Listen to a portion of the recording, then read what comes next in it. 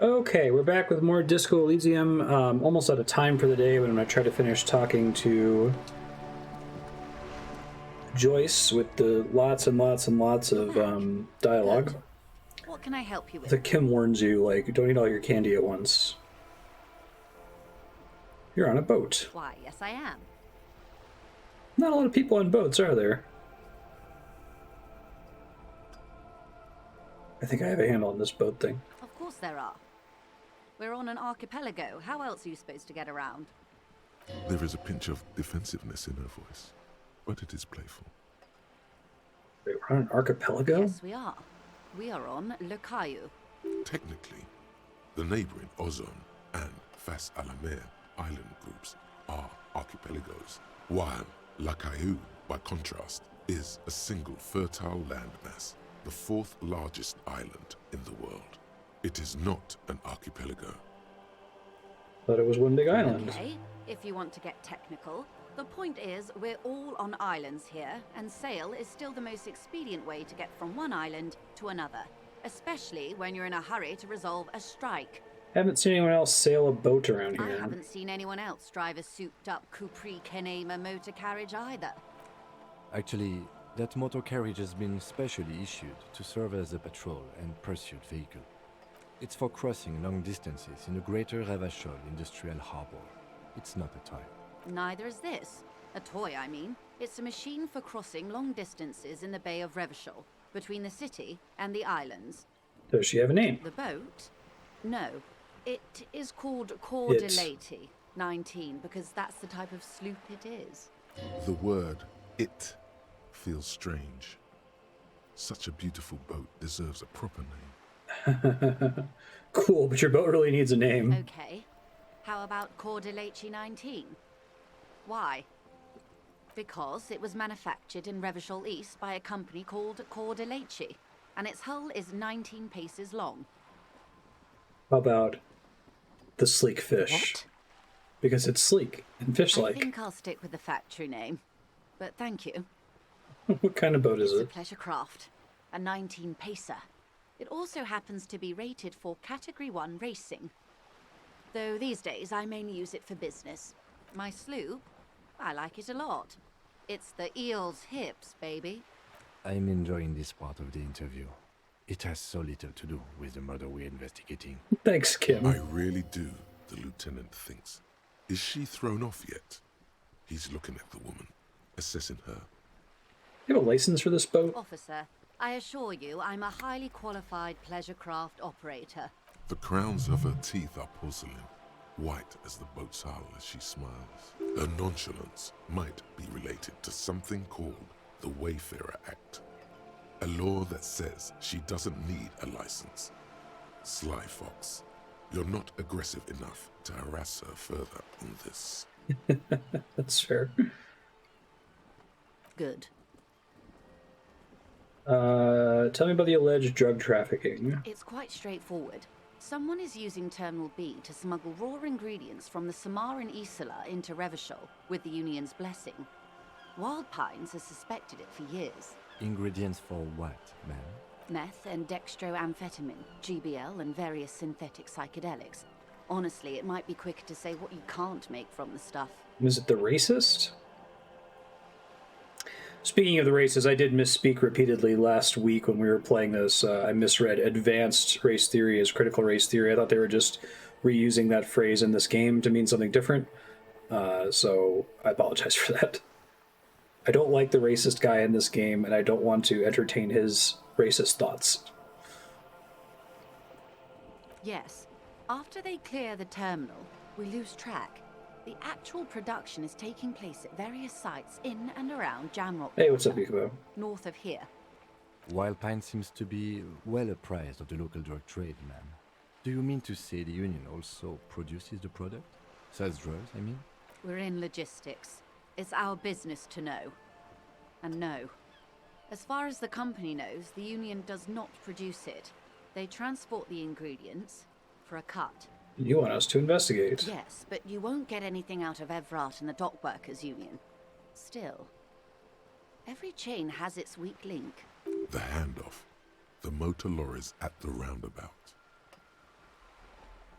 Am I gonna need bolt cutters for this? Say the lorries. Precisely. Someone needs to move the ingredients from the harbour into the city.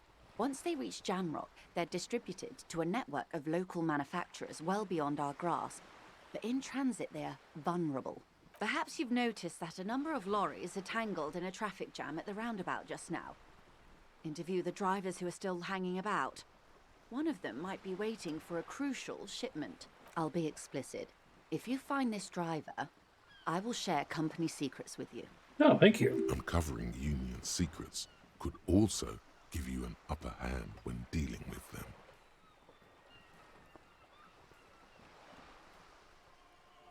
I think we want to give her too much information. It's no coincidence the lorries are stranded there like that, is it? No. We asked East Motor Track to raise the drawbridge. The road company is a partner of one of our subsidiaries. However, this is a limited time opportunity. Once the complaint has been processed by the Trade Committee, they'll have no choice but to lower the drawbridge, and the operation will continue. Thousands of litres of raw ingredients will pour onto the streets of Revachol. Not the east across the river, but the west. The vulnerable, the weary. Well, at least this solves one mystery. What is that, Lieutenant? Why I had to call East Motor Track and beg them to open a drawbridge for me. I'd wondered since I first drove in, on my motor carriage. I am sorry for the inconvenience, Lieutenant Kisaragi, but we need them trapped here. This is a unique opportunity. I'm sure you understand. What proof do you have that the Union's involved? How do you think they're financing this strike? There are thousands of unpaid dock workers going strong for the 4th month straight. There was a shakedown of local businesses preceding the strike. Many were squeezed to bankruptcy to fund it. With all due respect to these desert cacti, the contents of a few cash registers cannot provide for 2,000 men. The local businesses can scarcely provide for themselves.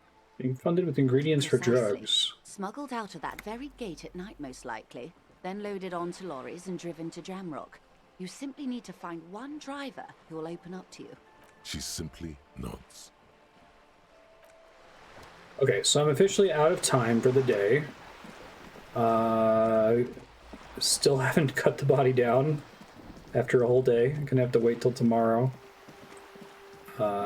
Did manage to make some progress though, and I've got a bunch of dangling threads that I can pursue tomorrow, so that's good. I think I just go back to the hotel and I can have a debrief with Kim.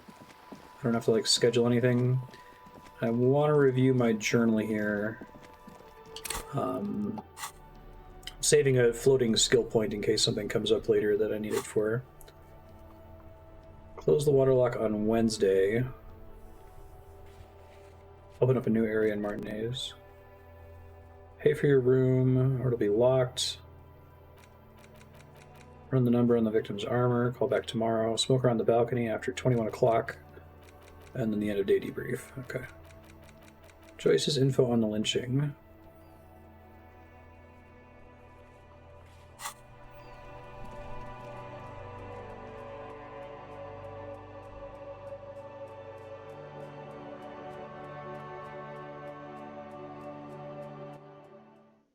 I want to put a point into health at some point so that I can at least benefit from context-sensitive health recovery. Right now, I'm not benefiting from it all.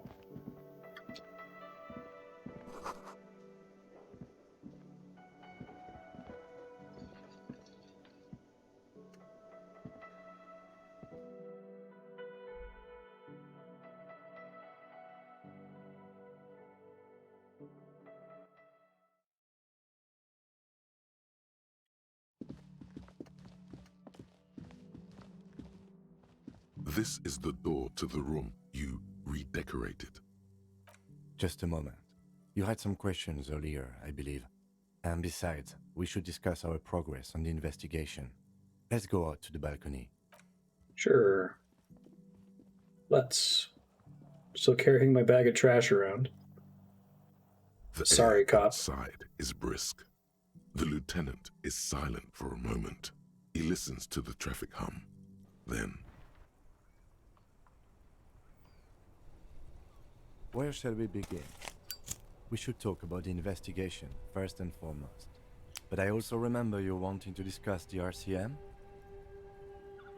I didn't know you smoked. I have a cigarette every night when I go over my notes. It's something of a ritual. And then there's the fact that he looks way cool doing it. Can't deny that smoking looks really cool. I don't like it. I think I've tried to have like one cigarette 2 or 3 times in my life, and I just hack and gag and can't stand it, but it looks really cool. Might want to pick up smoking. How did you get so cool? You mean this? This isn't cool. It's an unnecessary trial of will and unhealthy. Fair. Keeping the habit within the parameters he's given himself takes a lot of focus. It would be easier to simply quit. Yet, were he to quit, he would lose the cool factor. This man relishes his cool quite a bit, below it all.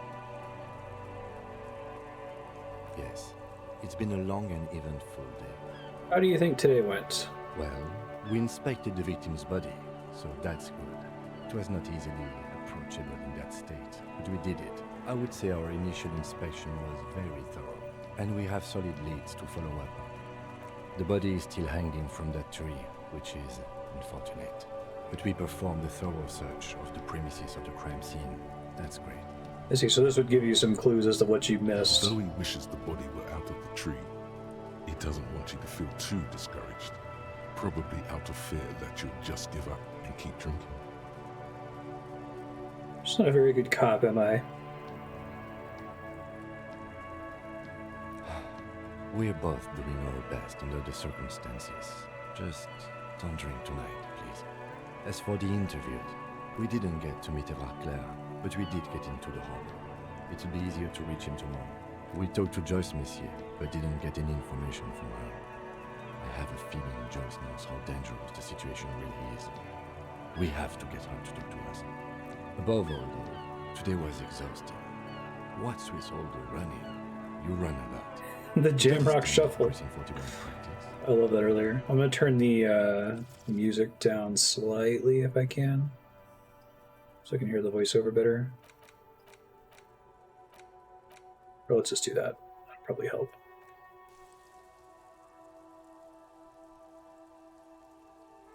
I don't know why I do all the things I do.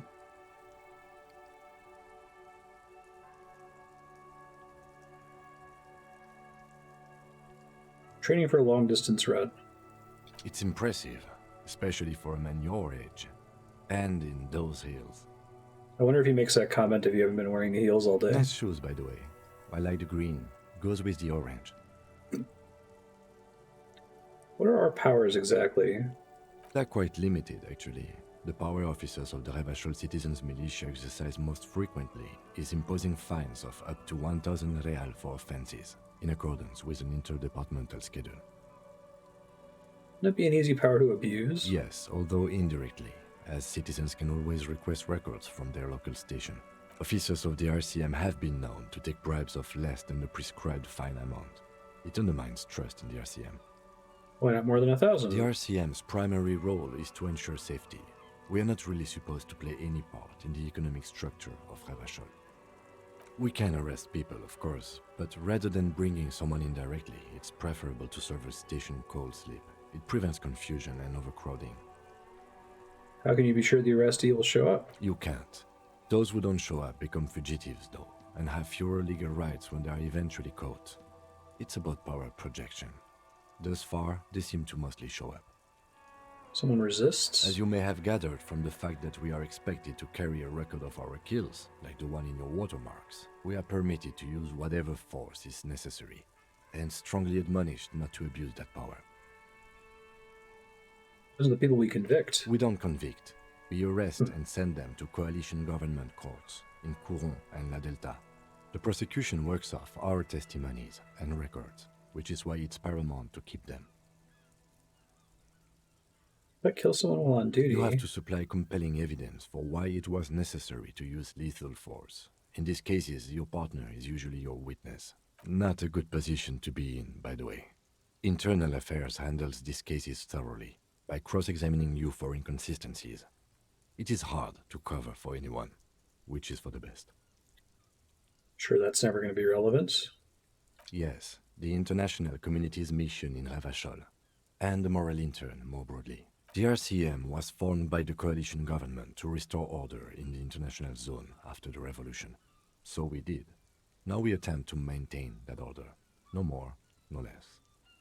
Or perhaps it is better to say we were allowed to form. It's a point of contention whether the citizens of Ravachol or the coalition government founded the RCM. Say it was the Be citizens. sentimental if you like. Either way, the moral intern leases us the right to keep the peace in this city, and they will take it away if we misuse it. Moral intern. The Moralist International are the world's largest political organization. You know who they are. They have been running this place after the revolution failed. If I didn't know, how would you describe them? They're a union of center-left and center-right parties across the Real Belt. Our coalition government is just one of its many projects. They also run the ICP, EPIS, most intergovernmental organizations in the world. What do you believe What in? do they believe in? They are Dolorians. Or what do they believe in? They believe they continue the humanist project set forth by Her Innocence Dolores Day 4 centuries ago. Others say they are just technocrats. Who was Dolores Day? A historic figure? The author of the modern age? You will have to look elsewhere for opinions. The subject of humanism is too abstract for me. What's their symbol? Interesting question. It's a blue forget-me-not. Their motto is love, compassion, self-discipline. I think you can gauge what they want you to think of them from that. Something kind and usual. Something almost self-explanatory. Something ominous. Wonderful. I don't think I've had 3 of them talk to each other like that. Something ominous. What do you think of The them? moral intern are a fact. I try not to have opinions on facts until they change. And it doesn't look like that's about to happen. It is more than that. There's some kind of affection in him.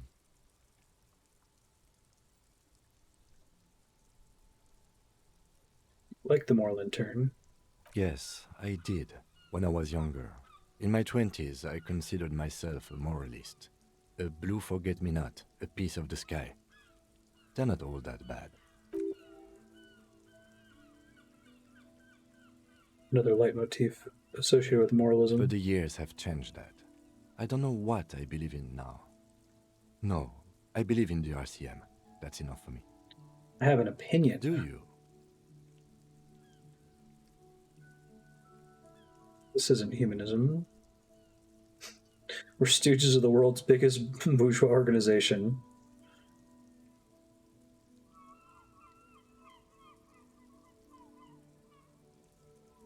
No, we are stooges of the world's biggest bourgeois organization, protecting the people of Ravachol. That's the hand we were dealt. Without the MI, we would be common vigilantes. Yeah, vigilantes sound bad. Sadly, it is what we already are to the people of Martinez, most of them at least, especially the Union. Vigilantes. I expect our job here to prove quite challenging.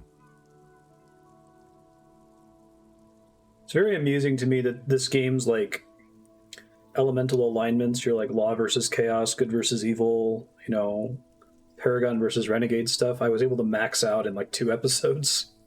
I'm a sorry communist. That's about the gist of it. I didn't even realize that those were the stats until I'd already gotten the achievements for them. The dying lights of the city shimmer below. Slowly, like luminous clouds, they pass on his lenses. The lieutenant looks at his slim cigarette, contemplating the next drag. This soldier is the highlight of the day for me, he thinks. This little stick right here. They really don't like us here. And the mouth on that kid, Kuno. It's different in land, in Jamrock and the GRIH. Are they like this? It's our fault for leaving this place to the dogs, to the Union, to the company, not daring to come here more often. It's like I told you, this place is an orphan, fallen between the cracks. In Jamrock? We run this city. West of the river is RCM land. It's incredibly hard. Human beings are... But we are in control, and it's worth it. The organization works. Our systems work. If they didn't, the city would disintegrate. I hope our investigation helps improve the situation. Me too. But I wouldn't count on any drastic changes in our lifetimes. Thank you for this. Yeah, it's getting very cold now. All Let's go. right, second level up. I can keep my floating level up now. Probably spend it. I think I'm going to put a point into endurance just to get an extra hit point so that I can take advantage of situations where I take 1 point of damage and then find another free source of healing. It's a little painful, but because I'm tempted to wait until I actually have an endurance skill check. Let me check the map here. I don't think I have any that are pending recheck. Measure head. Yeah. Endurance was that the skill for the body, inspecting the body?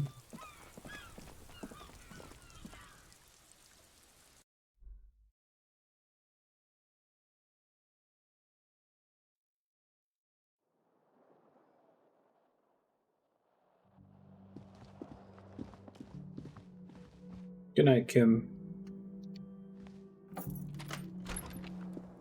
See you in the morning.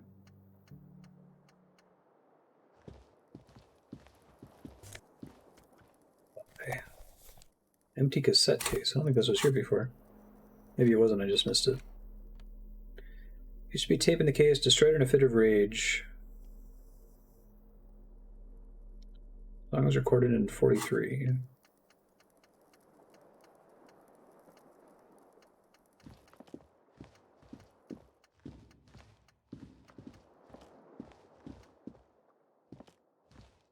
The bed is cold and not particularly inviting, but it's yours. The sheets look awful. All in. The sheets feel at once coarse and clammy against your skin. The bed sags beneath your weight as you stretch out and finally close your eyes. Guess I should be scared of And dreaming then in this game. sleep doesn't come.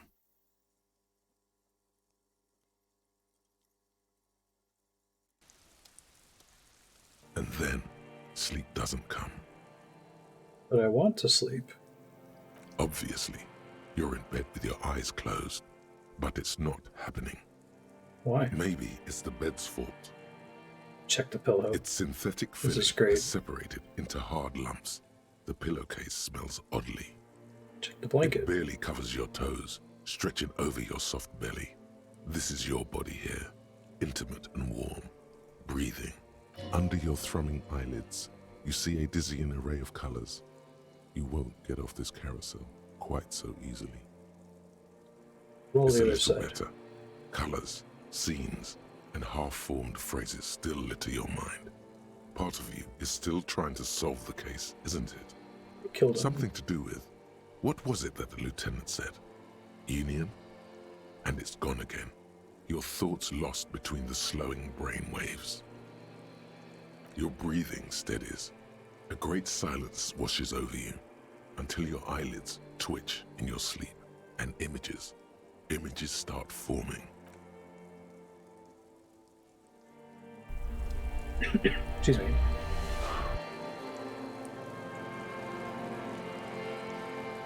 This is good.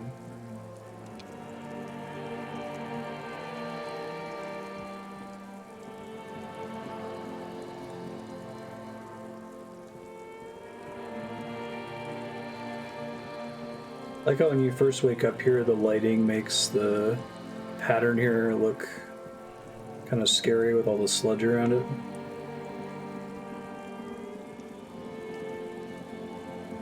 The disco ball. Oh, that's a great image. Do you remember the scent of your childhood? I was born in a hospital where people usually go to die. Wow. You're not kidding anyone, Harry. You don't remember shit. Tell me, Do you remember your wife's hand on your face? Do you remember the warmth of her thighs between her legs and in her mouth? Who are You you? know who I am. I'm the bad day. The one where you ask her, and then later in the streets wandering. It's the worst day of all time, Harry dear. And it's coming. She will hear about it on the phone. Reality will turn into a grotesque nightmare. This will be the last thing you did to her. Tell me, do you remember the love of your life? It looks like it's the tie that's hanging him. And oh no, he still has the tie separately. It's still the belt. What's that? That's right, funky baby. And you just stood there. One hand on the bottle, and the other on your dick. Watching her go. Let it all be dragged away from you. Tell me, where are your friends? Human beings have friends, Harry boy. Where the hell are yours? I can get it all back. No, it's gone. 3 times gone, and never coming back. You failed. You failed me. You failed Elysium. Said the thing. This is the same voice actor from the corpse from earlier. What's Elysium? Everything. The Pale and the Isolas on the surface. The outer magnetosphere. Burning, furious truth. 8,000 years of written history. You really dropped the ball, Harry. 4.6 billion people, and you failed every single one of them. You really fucked up. This game is really well written. Talked to you before. No, Harry. You were just talking to yourself. That's all you ever do, even in your dreams. And the act is wearing thin. The spots on the disco ball fade around you. You'll be back in those cold snakeskins in no time, sweating up the bed. Ancient reptilian brain. Stinky boy. I can come back from this. You're not coming back from shit. Thrashing around in that high conductivity state of yours, bumping into things and acting like a clown. Who are you kidding? Trying to solve this case. You're trying to what? I can't hear you. This is just a word dream now. Jumbled up garbage. The pictures are gone. The bed rises to meet you. A thin, sleep-like state. More glass than velvet, grinding in your head. Had a thin sleep-like state before. So something is wrong. Sleep shouldn't be this bad, this dry, this unnourishing. There's something wrong with your thoughts. Some kind of new type of hangover. God, there's another type? Oh yes, party boy, and it's worse than the one before. Just think of the shit you saw. Here it comes too, so soon already. A silent alarm goes off in your head like clockwork, barely let you sleep at all. Time to get those clothes on, Harry. Time to go to work in the shit factory.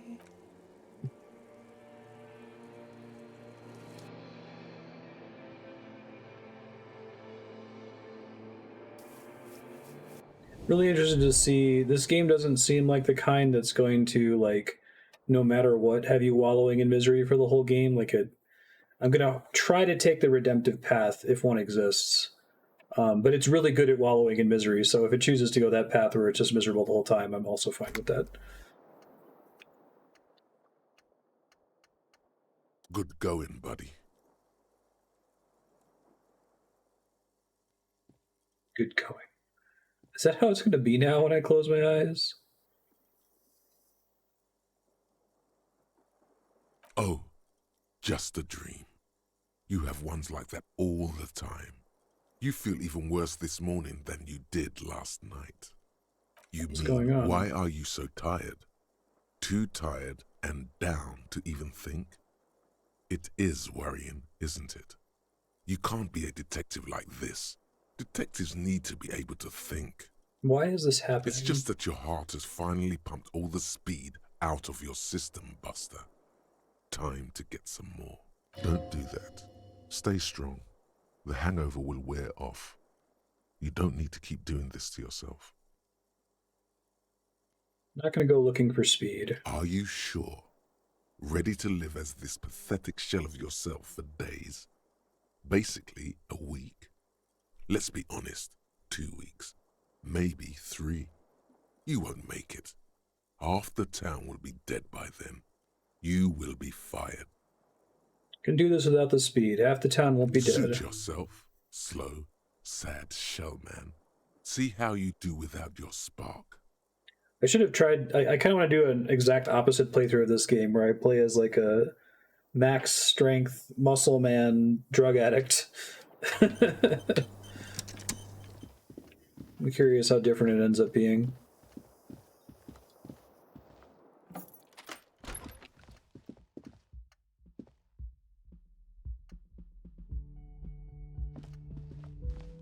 The door is closed.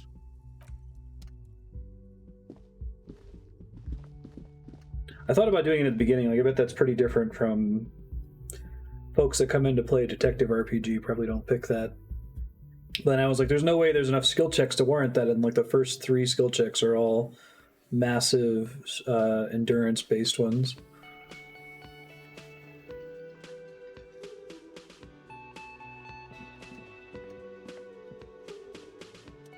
Morning.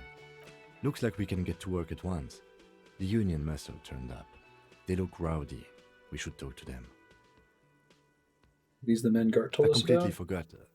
Sorry, I had a rough night's sleep. It's them by the looks of it. Loud and nasty, just like the manager said. One loose thread less to worry about. And one big problem to replace it. What do you mean rowdy? I mean ungovernable.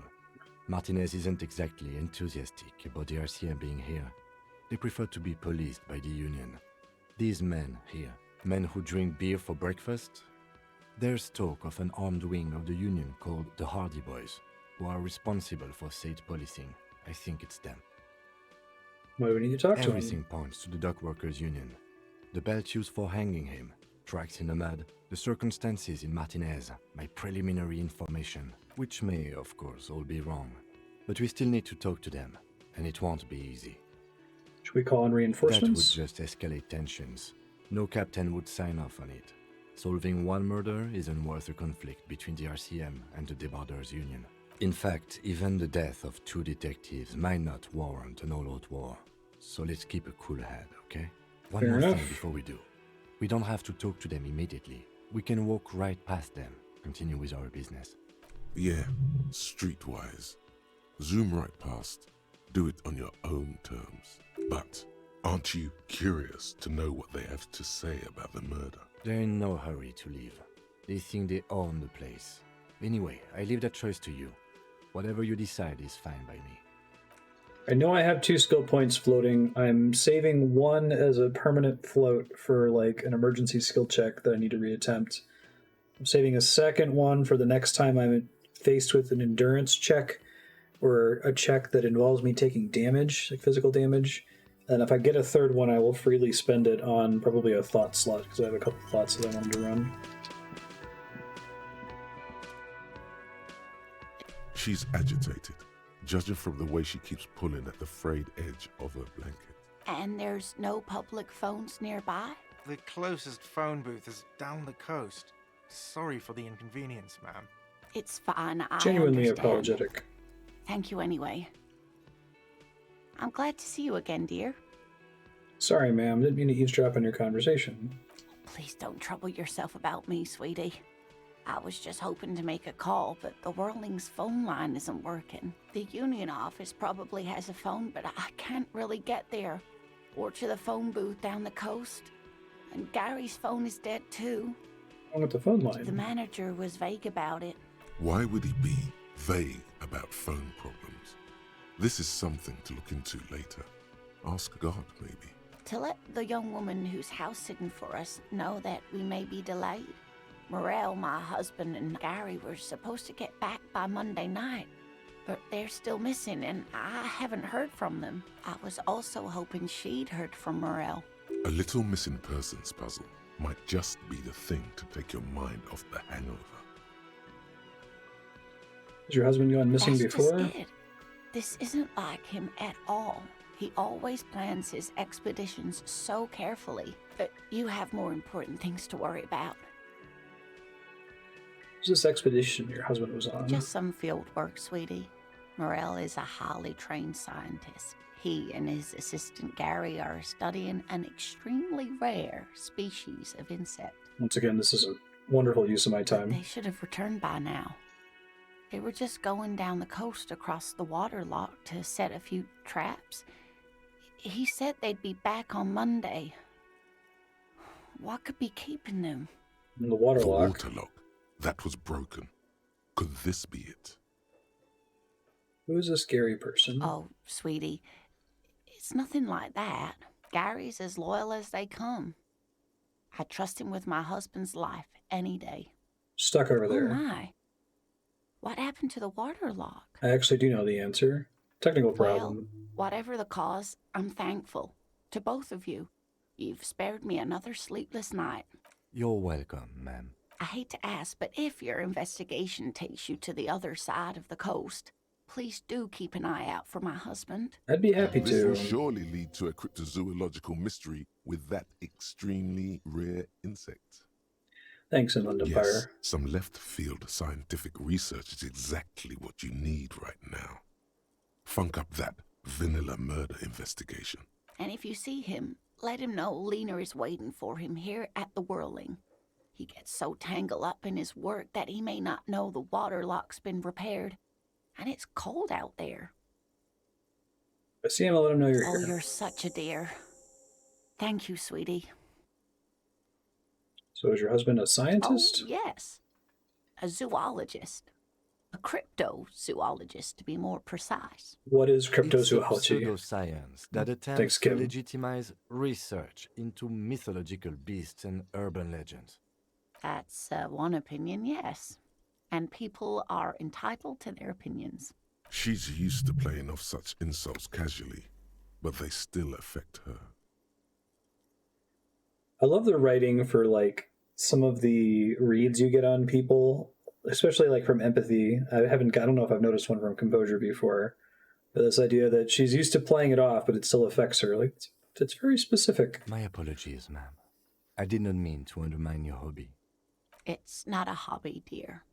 It's a subfield of zoology, one specializing in animal species that are so exceedingly rare that many assume them to be extinct or even fictitious. So a hobby. Searching for such species called cryptids is difficult and often thankless, and frankly, many scientists are too lazy to do it. Universities these days are rarely interested in supporting real research. The quality of research at Revacholian universities has been on the decline, but you doubt there was ever a time when cryptozoology was embraced by the academic elite. Since Andrea got her PhD, or even I think since she started like her PhD program, this is probably true for basically every physics PhD, but she just gets so much spam from like total time cube quacks that are like, you got to share this. The universities aren't sharing it. Like I've proven that time is a three-dimensional cube or whatever. She's completely internalized her husband's struggles. They are, Oh, I have the green ape pen. That counts. Less worried about her husband. Has the green ape pen. Tell me about some cool cryptids. you're an course not. enthusiastic idiot, but you're still an idiot. We don't have time for Cryptozoology 101. Let's get back to work, shall we? Tell me more about this rare Oh, insect. sweetie, it's fascinating. But I shouldn't bore you with entomological minutiae. The lieutenant gives you a sideways glance. No, I want to hear about the insect. Well, it's a phasmid, technically, but Ah yes, Phasmatodea, a diverse group of insects whose bodies resemble twigs, leaves, that sort of thing. Ghost insects, colloquially. Oh yeah, here comes the interesting.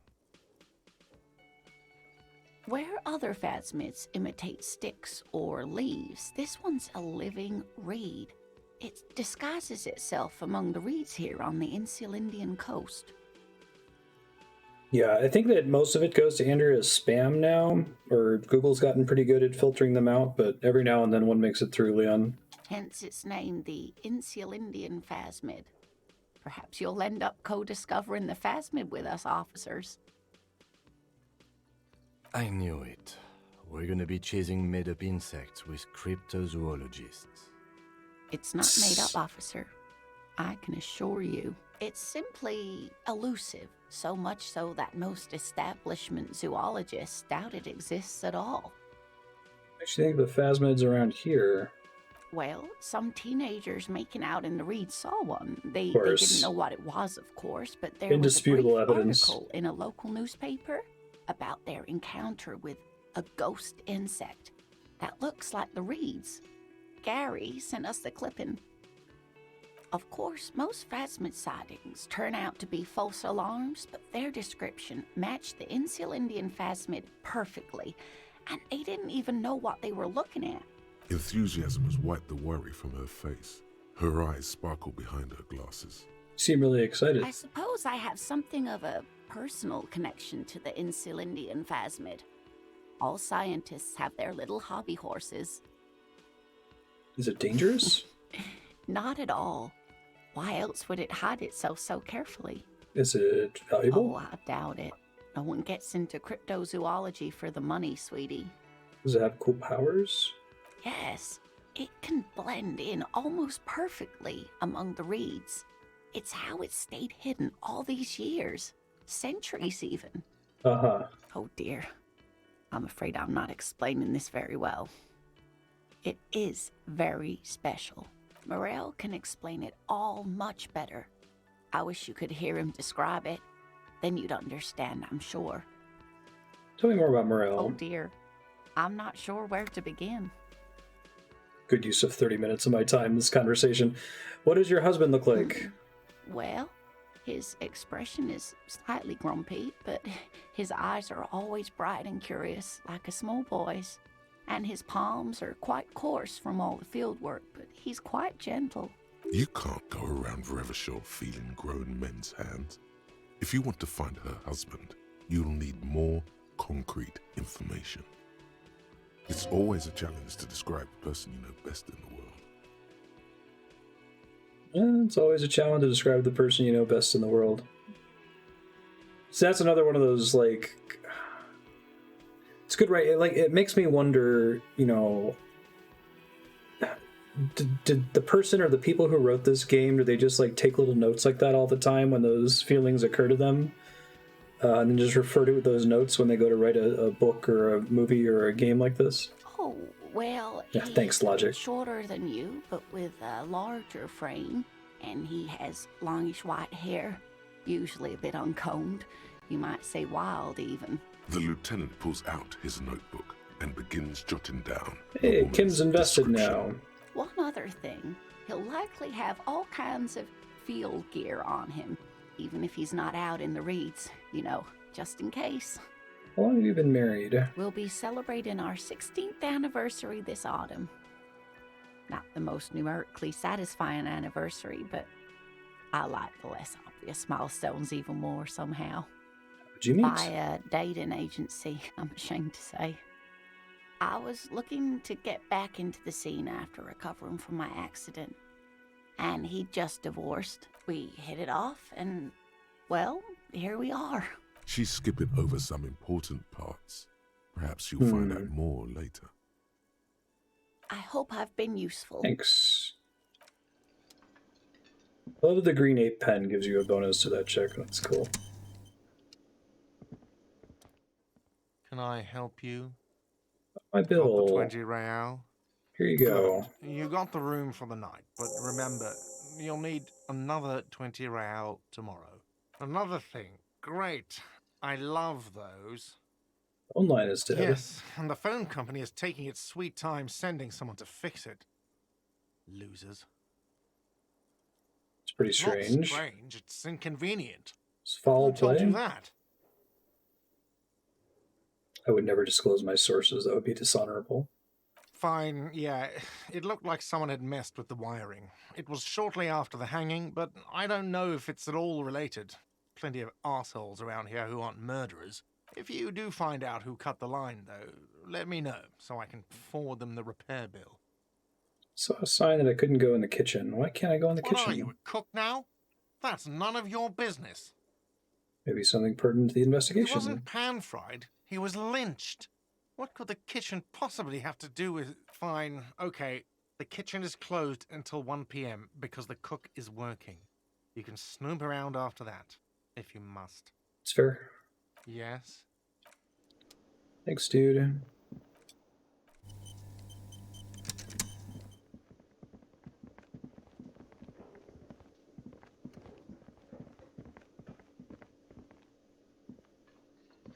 It's all about the money, you know. Let me handle this. Detective skin color. I'm still black, as you can see. Do you have any more keen-eyed observations? I totally flubbed. It was like an 84% check or something. Her entire character has shifted. This young woman is cold as ice. She's right. You're basically an epidermochromatic police officer.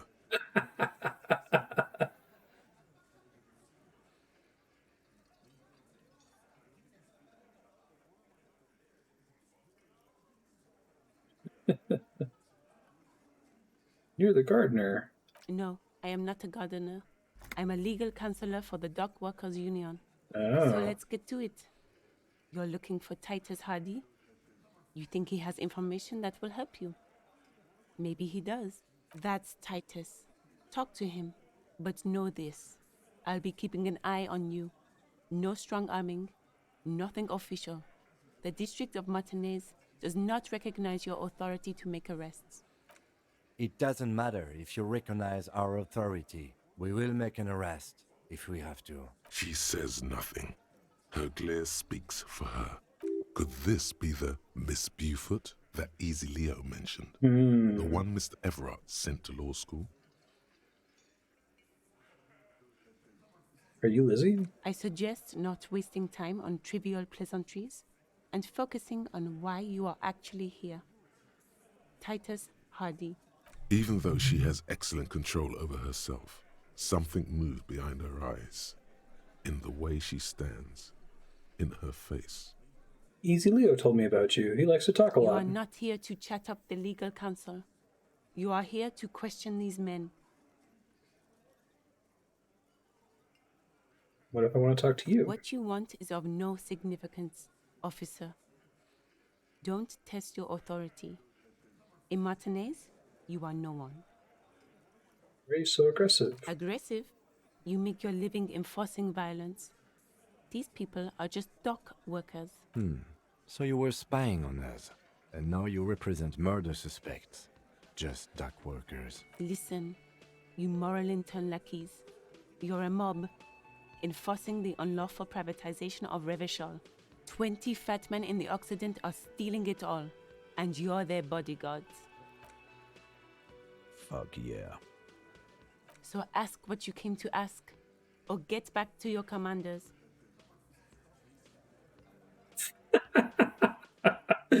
The privatization is not unlawful. It's cool and funny. Maybe you're just not historic individuals? Oh my god.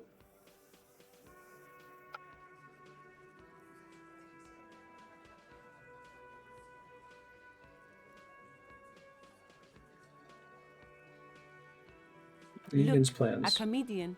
Do your job, ask your questions, then get out of Martinez. Strange.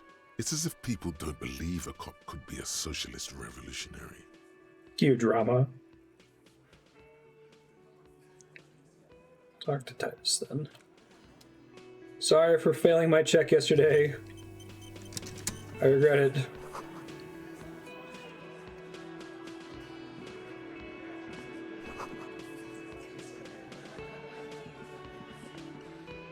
This is where you say your bit. Detective.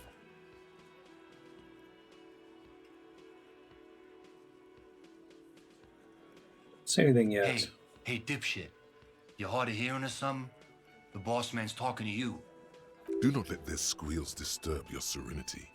These are but simple peasants, sire.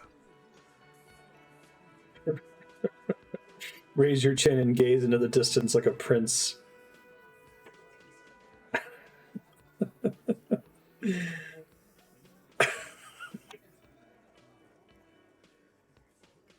It's too funny not to pick it. What, is he fucking kidding? This guy high or something? Hey, asshole, up here. We're talking to you. We're looking for Titus Hardy. Talk about the man hanged out back. Oh, this is about him. A real looker, that won't. You're sure taking your time, waiting for him to get ripe and pretty for you, huh? Oh, he was a real pretty boy by now. Real hot stuff. Letting out that pretty boy smell. Time to go to work in the shit factory! Easy, boys. These janitors have a hell of a job cut out for them. I mean, I wouldn't go in there for $1 million. You might want to start asking your questions now. It's not going to get better than this. Do a head count first. Connect these men to the tracks you saw in the yard. Chances are they're going to match. Scan the room. Starting from the right. Boot size 44. Blonde man. In his 30s. Overbearingly masculine. Sitting on his right. Standard working boots. Size 45 or 46. Eldest in the room.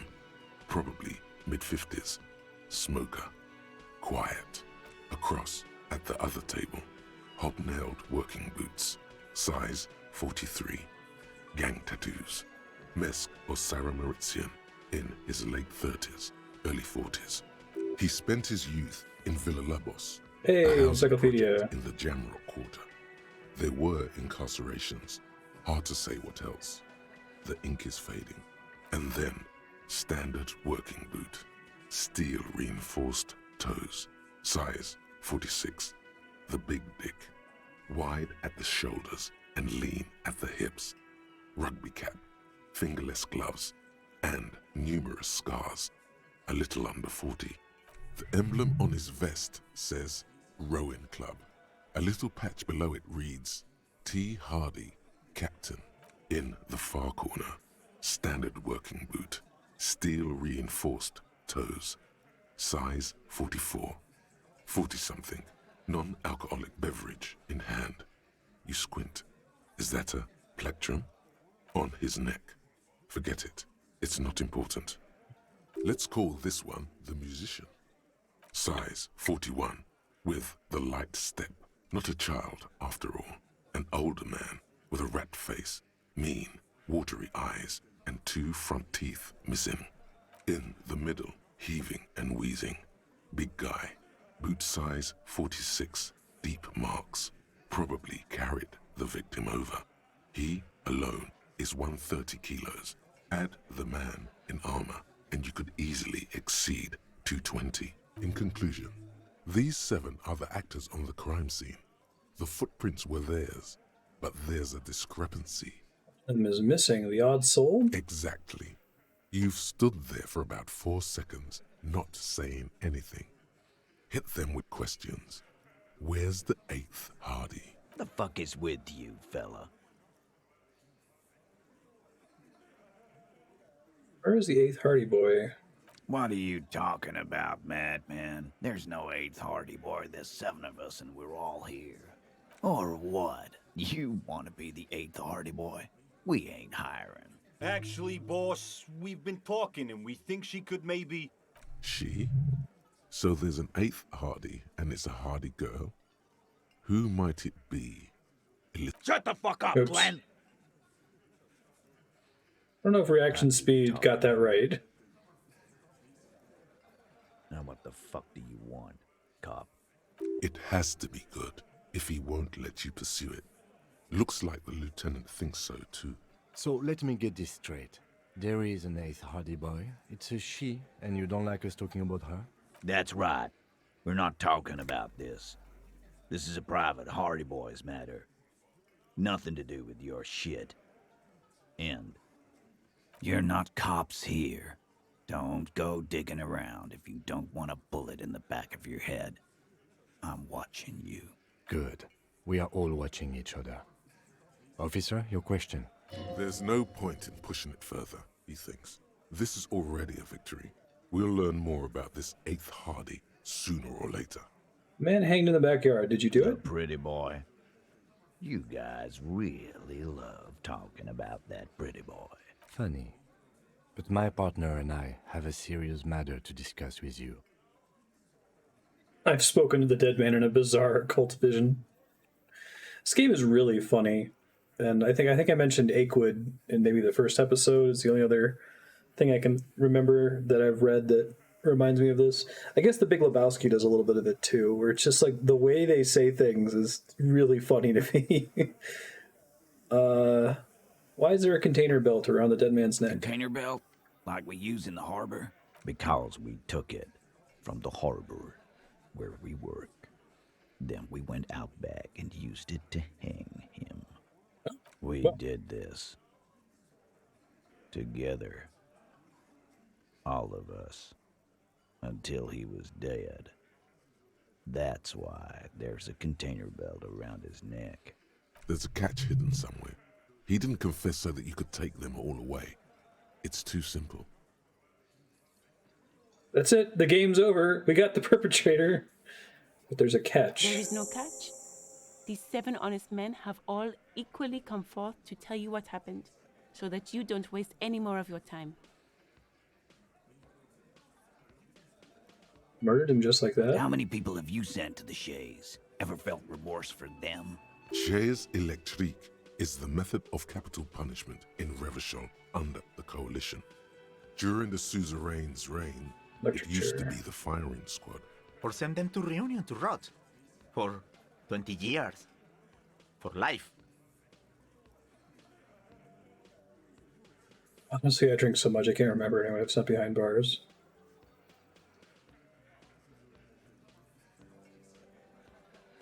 What's The Reunion? River Esperance Correctional Facility, a military prison run by the Coalition, dubbed Reunion by the inmates. The origin of the name is unknown. Doesn't remember them. He just forgets. Are you hearing this, Titus? Ain't no use keeping a stiff catalog in your head. That's for sure. Who called the shots? Are you deaf? There will be no singling anyone out. You can't arrest a Hardy Boy without arresting all Hardy Boys. Do you think you could do that? Do you think you could arrest them all?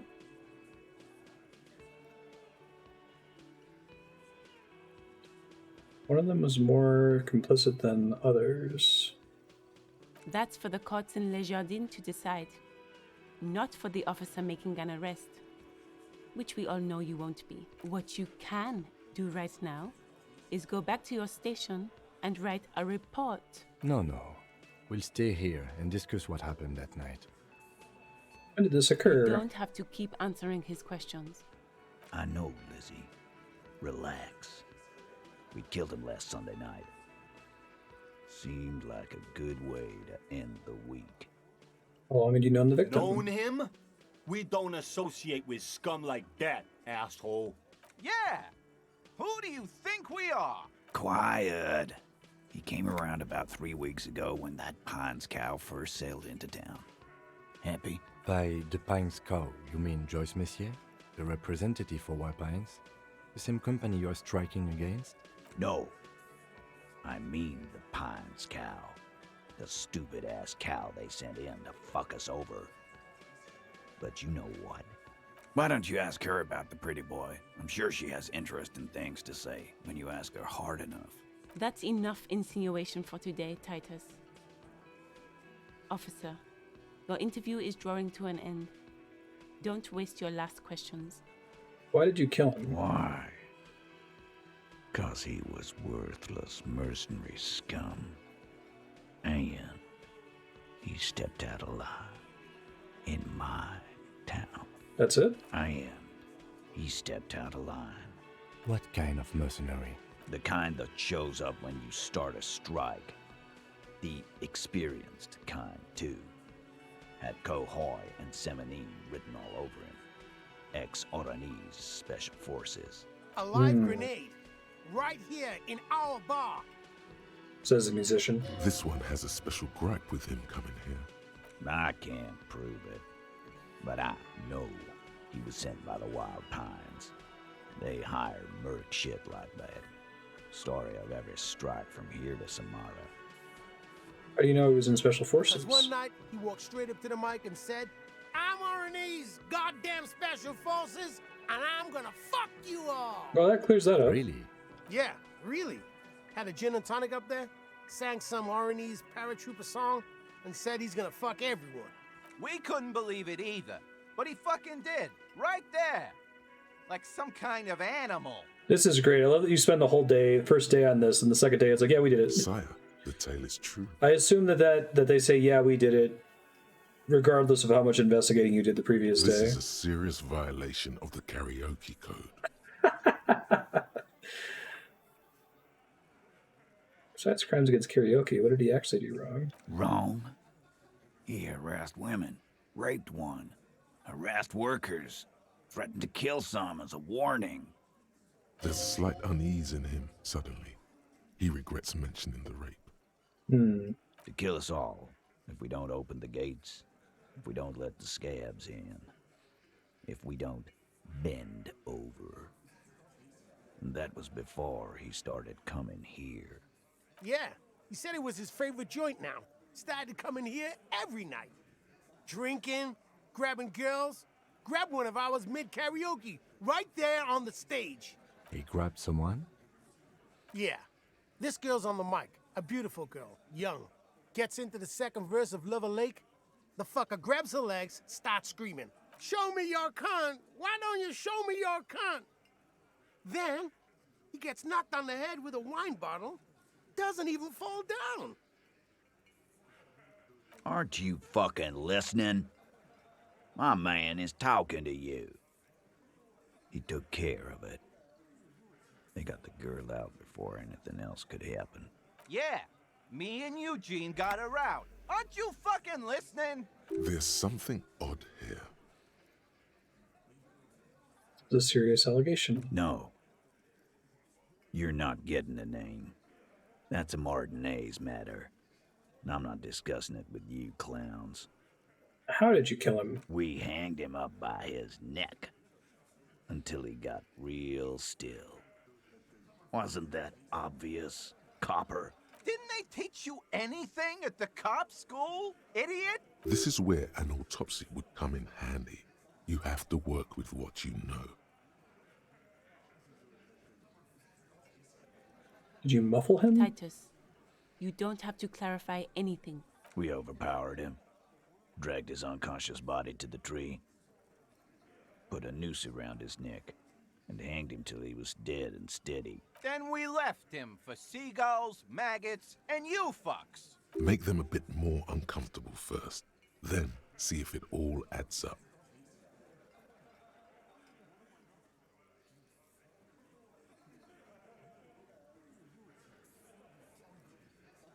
It's a red check, right? Okay. Wasn't he a trained killer? With numbers, asshole. How do you think? You're right, Lizzie. I've done enough explaining here. No, he hasn't. Not yet. Weren't This you fucking overpowering listening? happened. The fucker came to our bar. It happened right here. Shanky might be lying. I think that's the only other bonus I can get, as far as I can tell. 'Cause I don't think I have any other questions to ask. 58% is not going to happen. Actually, Nope. they're admirably, surprisingly composed. The entire room. Given how many questions you've lobbed their way. Well, this one. But he's always fidgeting, so don't get your hopes up. Like what, Copper? Maybe if I didn't know, why don't I just arrest you? Nothing. Your investigation here is done. Leave Martinez, go back to your stations where you belong. I think we're going to stick around, thanks. Some things don't add up here, Titus. I've done this job for long enough to know that people don't just confess to first-degree murder. Even if it is a group responsibility, we're going to look into this. Good luck with that. You've heard everything a rent-a-cop is gonna hear from us, real law officials. You're lucky you didn't get a beating. Oddly, authority. +1 for discussing the 8th Hardy and -1 for week when you first met. It's a white check, I may as well try it. Establish authority. Yes. Authority. Feverish thoughts race through your mind. I might need your gun. That's it? That's all I got? Did you already try the gun thing? I hear the gun thing is excellent and has great results. You're probably right. The others are only there for filler. To make the gun thing pop.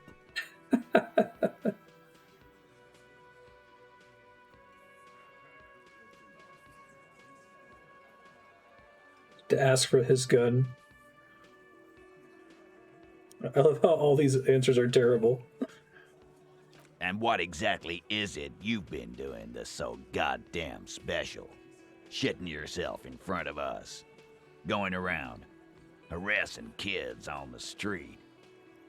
Kids who've done nothing wrong. All the while talking racist shit. Don't think we aren't watching, fascia. People here trust us. We're getting complaints. I haven't talked any racist shit. Fascia. That's short for fascist. I haven't said anything racist. Of course you have. You've been calling people kipped left and right, inciting race violence in my town. But I didn't. Holly said they've been trying to set up a race rally, whatever the fuck that means. Trying to get the kips out of Revachol before the economy goes to shit.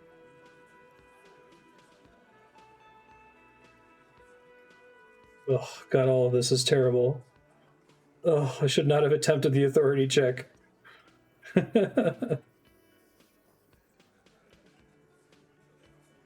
These are all terrible. Sure there is. Kylie said they're bulk purchasing confetti, ribbons too, and loudspeakers, and fireworks. Kylie... Get the fuck out of here, you racist carny. There'll be no race rally in my town. What happened? We got absolutely wiped. Let's go before it gets worse. What's going on? Are you racist now? Is the rally real? Please don't set up any rally.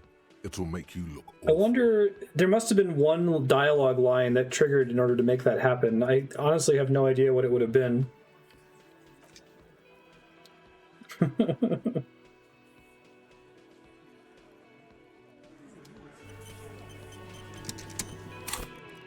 don't think I have. Isn't that like one of the stats here? Sorry, cop. Moralist 2.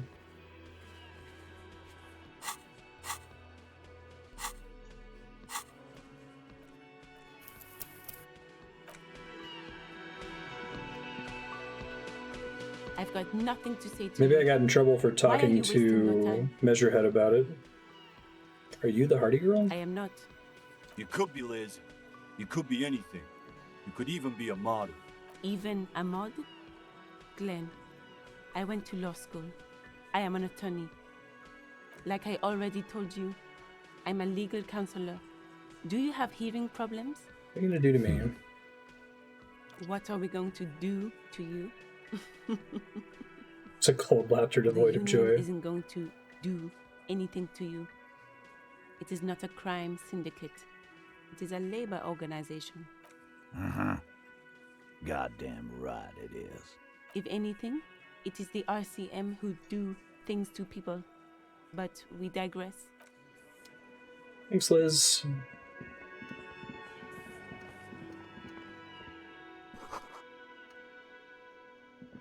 The man ponders his cooking utensils and gives you a little nod, acknowledging your presence. Leo said you're friends with Manana. Is that true? The mention of Manana gets his attention. He smiles and delivers a whole slew of unfamiliar words and lively gestures. Then he falls silent again. They're friends? What's in that borscht? The man says a couple of sentences in that strange language of his and then seems to wait for you to speak. Sorry, I don't understand. Just one word. Sounds quizzical. Then he awaits your answer with his brow arched. Yes. Borscht need more vodka? Okay, so it's vodka that keeps the men happy and in good spirits. Clever move by the Union. Vodka borscht! I love it, Bratan! Turn it the fuck up and then ask for some yourself! Turning it up seems like a dangerous idea, honestly. The place is a powder keg. No vodka. Cut it. The cook gives you a long, disappointed look, then turns the stove off and seems to wait for you to speak. All right, I've got 3 skill points now. I can spend one of them. I'm going to spend it on a thought slot, I think.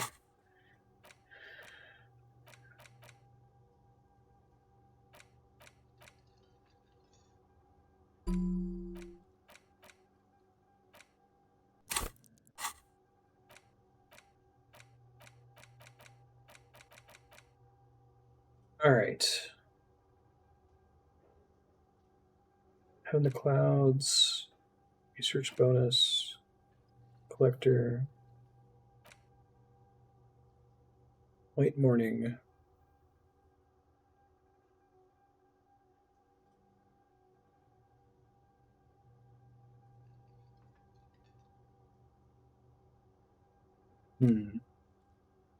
Actual art degree. Can't even look at this shit. The art cop, the most savage and most brutal. Everything is shit. Not doing that one. -1 rhetoric for bad PR.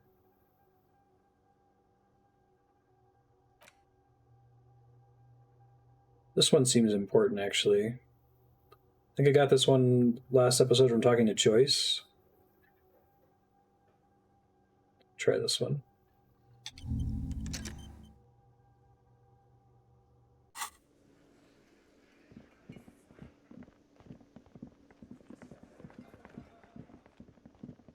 And away we go.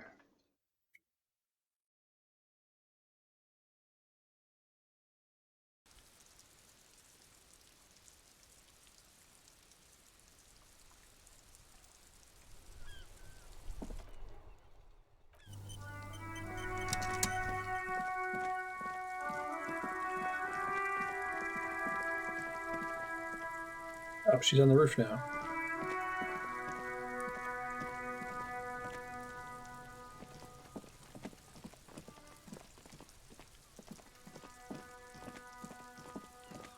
I think I've been up there before.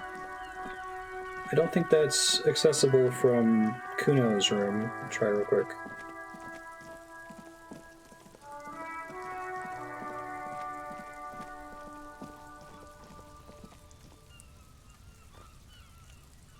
That's separate from the main balcony, right? I don't know if I've been up on that roof before.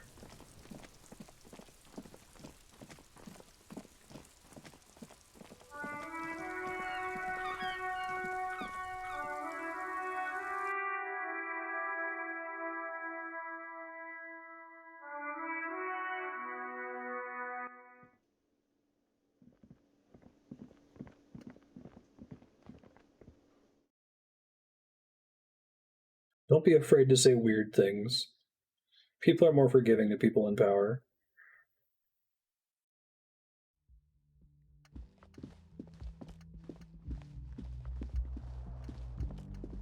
Is there supposed to be a third floor here somewhere?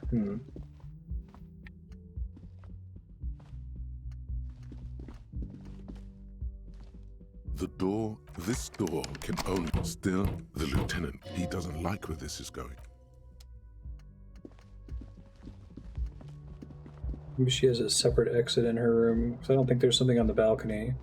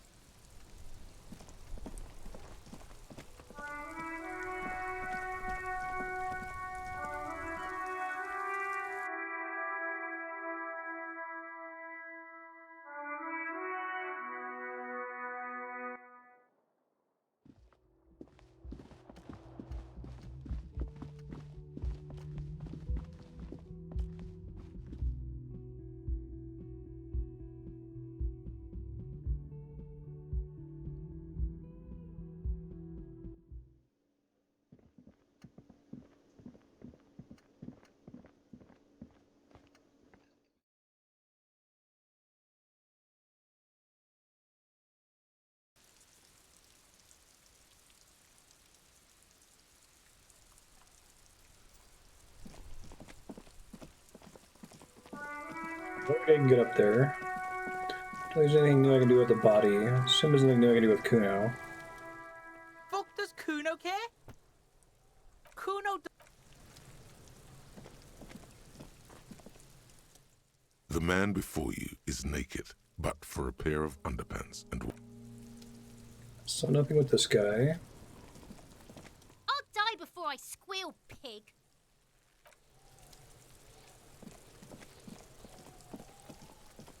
Looks like not a lot is guaranteed to change when the day change kicks over, which makes sense.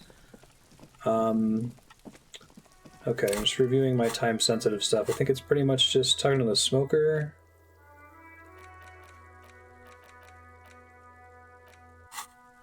Calling back Alice, I'll do that real quick.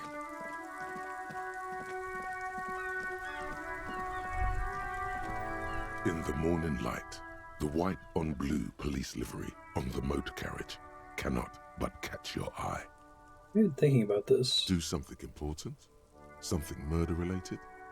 There's always something important. Doesn't mean you can't take a moment to admire this piece of machinery.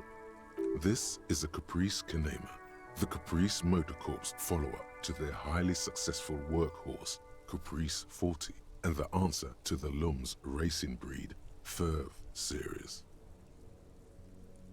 With its air-cooled, rear-mounted 12-cylinder compression ignition engine, driving the rear wheels through a 4-speed manual gearbox, the Kanema is able to reach 100 Encyclopedia and interfacing working together. 13.5 seconds, and go on to a top speed of 180 kilometers an hour.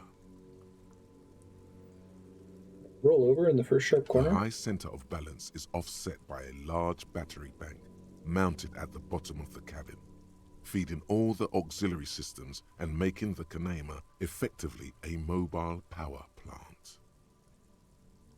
This tech talk's really rubbing me the right way here. Due to a quite steep price tag, it is very unusual to see one in police livery.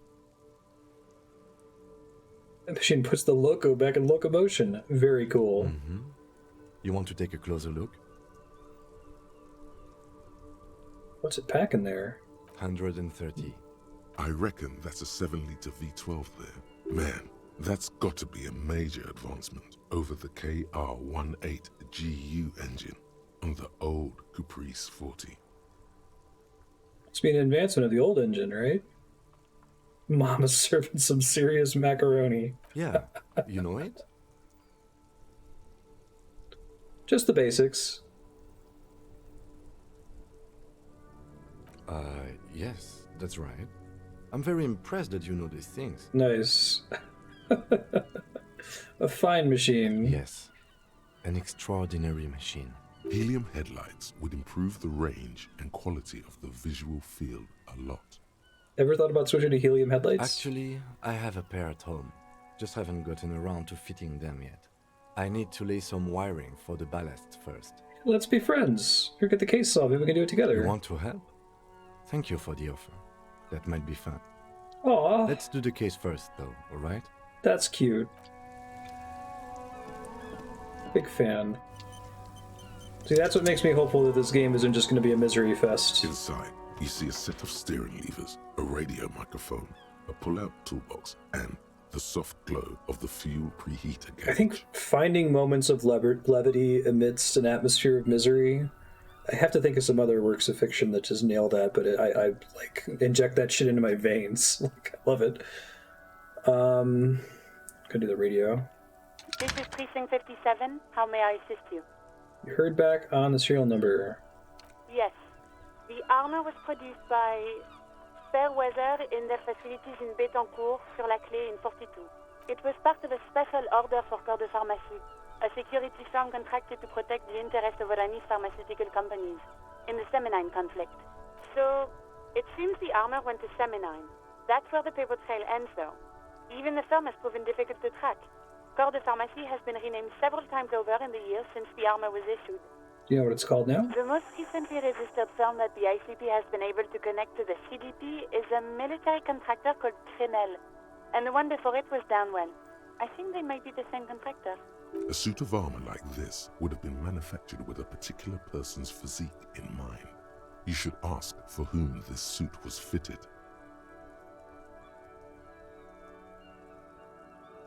Yes, but the ICP tends to be reluctant to share private sector records. I could try to talk them into it, though. This is a fun challenge for her, an opportunity to contribute beyond doing her job by rote. She'll gladly put in the extra effort for Team RCM. Thank you, officer. I really appreciate your efforts in this case. Glad to help. Call back tomorrow. Hopefully I'll have more for you then. Cool.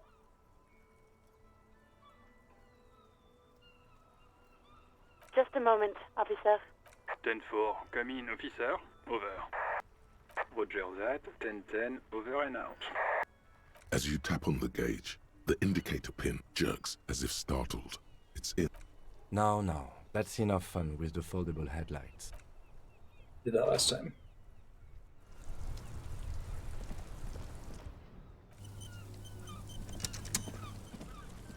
Have more Joyce conversations still.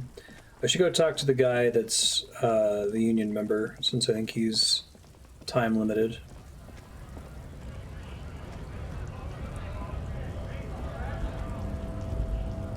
Sorry about taking all the vodka out of your borscht, dude. Hola, Wandering Man. How can I help you?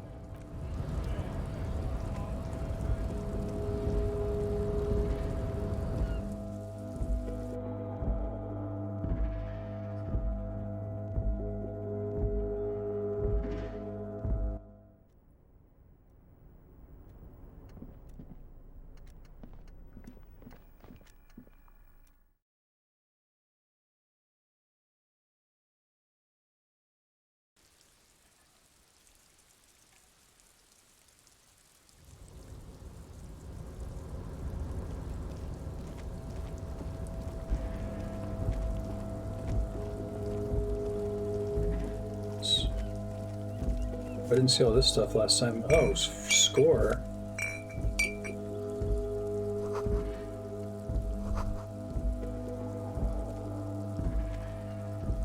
All those empty wine bottles and cigarette butts on the ground. Someone partied really, really hard here. Did I do this? Well, yes, I think we can say with relative confidence that it was you. This is really sad. I must have been miserable. Yes. This scene isn't exactly ripping with joy. Let's just move on.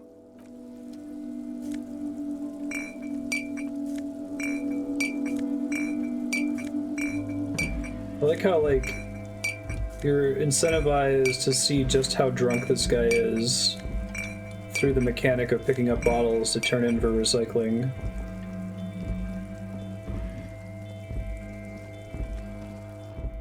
Those two things work really well together. This is the night watchman's booth.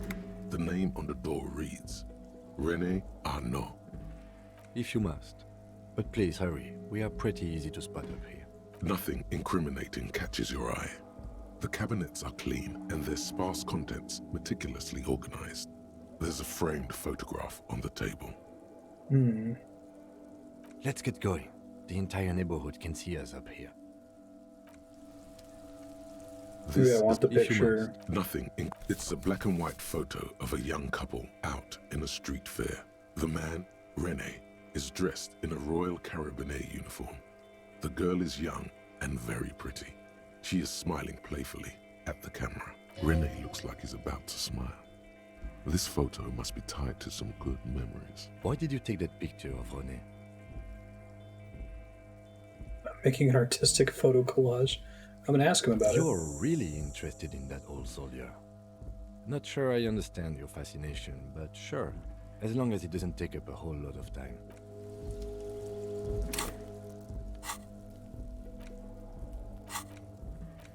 Oops.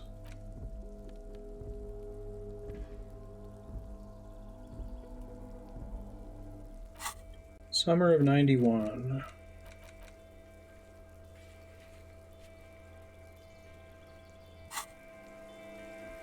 It's a video game. I have to pick up everything. No, see, that's going to be when you max out your stats, you realize you're in a video game. I like that was one of the dialogue lines when the guys confess. Oh, the game's over.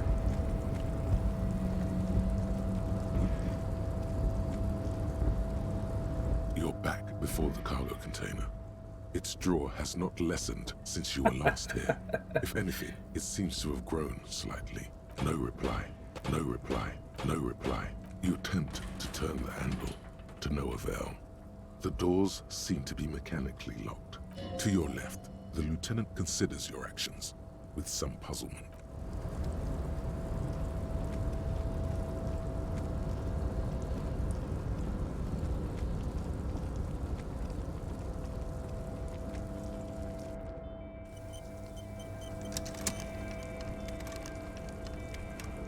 I looted this already and now there's nothing to see.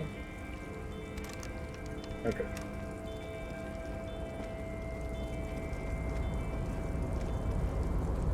Leo, buddy. Oh, hey, mister. I knew you'd be back to talk with old Leo here. Yes, I did. Yes, I did. No trouble at all, mister. No trouble at all. What's in that container? Oh, that one. That should be empty as f. Told you. It's locked.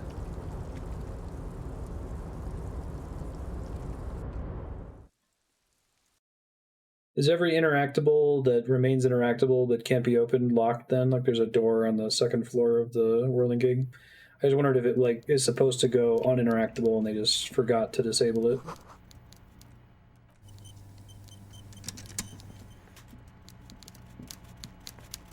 Hello.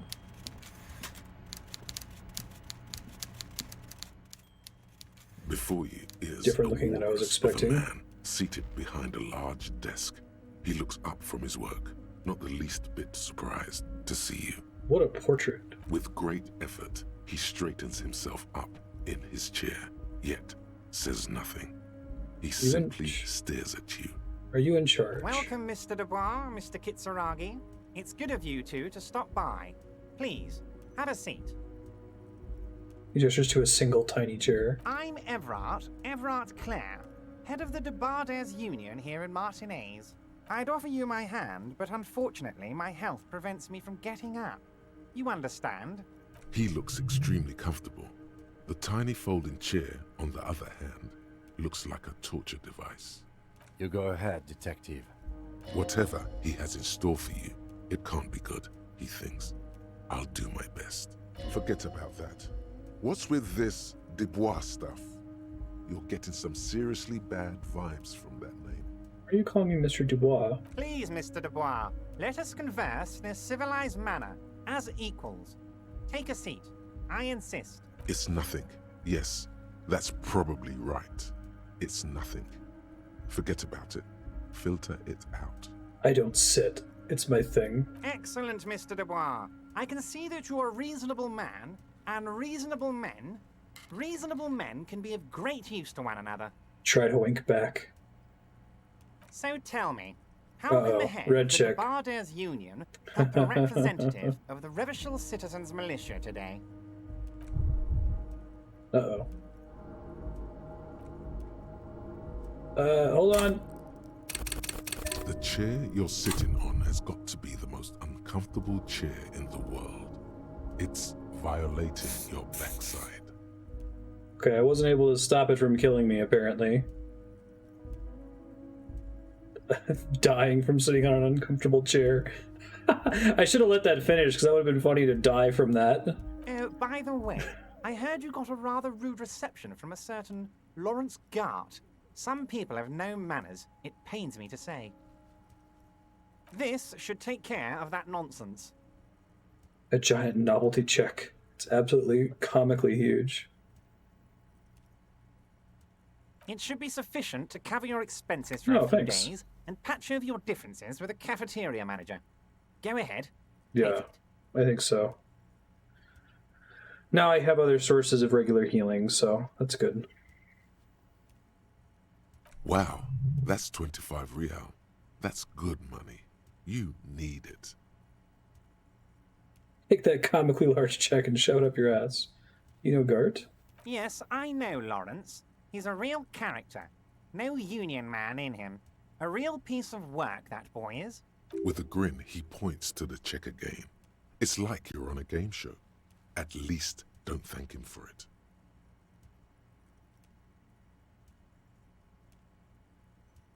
Take it, but don't say anything. Is there anything you'd like to say to me?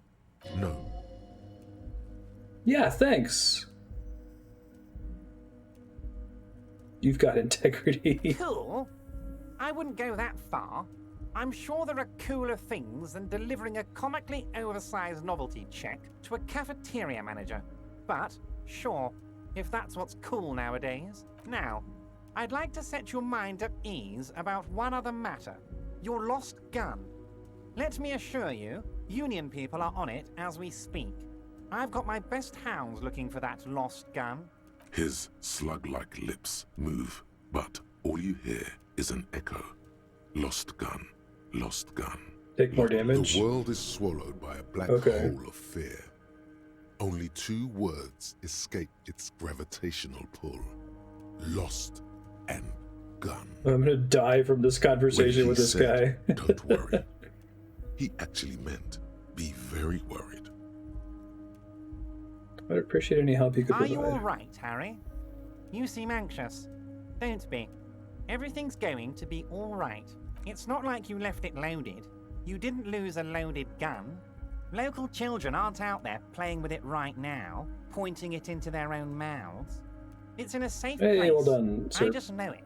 I have a feeling everything's going to be all right. It was loaded. There were 2 bullets. It was loaded. You always keep at least 2 barrels loaded.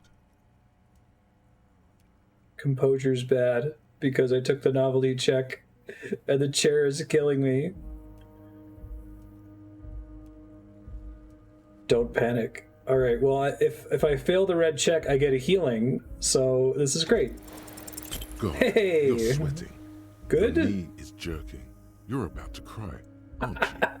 You're about to cry because you lost your gun and those children are going to shoot themselves with it. So what? Men can cry too. No, I know where the gun is. I think a lady bought it. It might even be the 8th Hardy Boy. You want to cry? God, you're weak. Whatever you do, don't cry.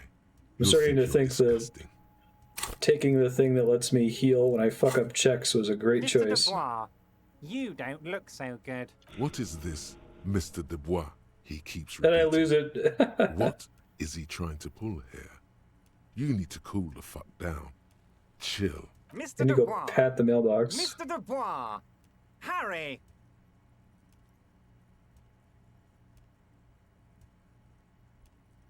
Harry's. Let your mind go to your safe place.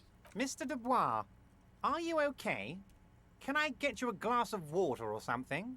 Are you having some kind of medical emergency?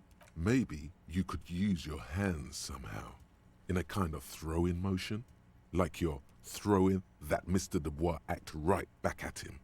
He's Mr. Dubois.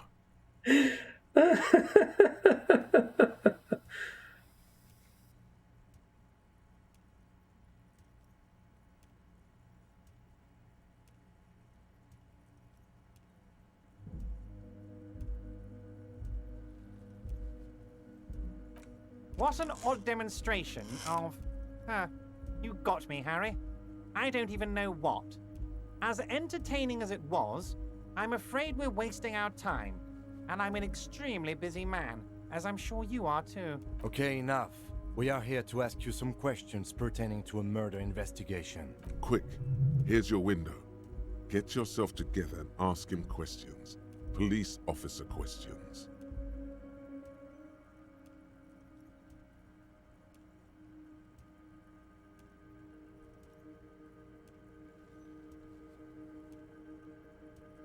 You might have noticed there's one hanging on a tree behind the hostel cafeteria. Oh my. Don't take this question personally, but why would I get involved in this matter? Mr. Clare, the man was hanged with a cargo belt. A steel-reinforced cargo belt.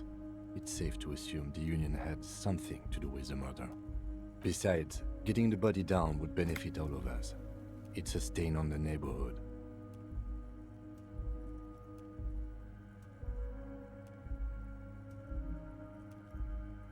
I can certainly see how having him up there might start affecting some real estate values. But of course, all joking aside, I am going to help you. Jean-Luc, my boy, I'm sending 2 police officers down. They have a dead body in a tree problem they need help with. Namely, they need it to be taken down. And, Jean, please take it easy with the race signs. He's had enough of that. You can find Jean-Luc down at the gates, but you already knew that. Anyway, he's going to help you.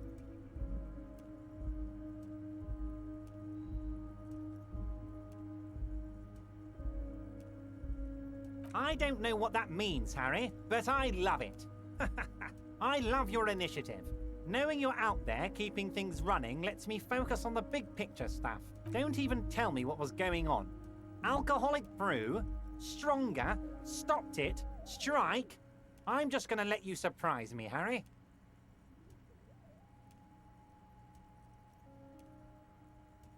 Harry, honestly, I'm just relieved you didn't get a hernia. A man your age...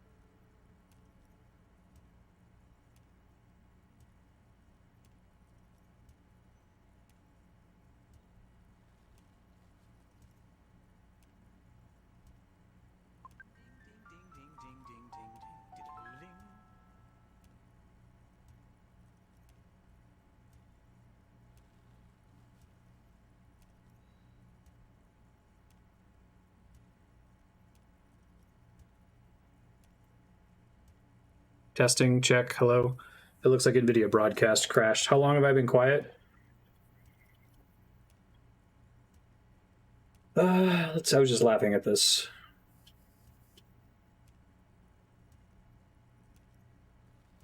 Oh, frustrating. This guy's great. This is a funny conversation. I've been enjoying it. I wish that when RTX voice crashed, it would give me a pop-up or something.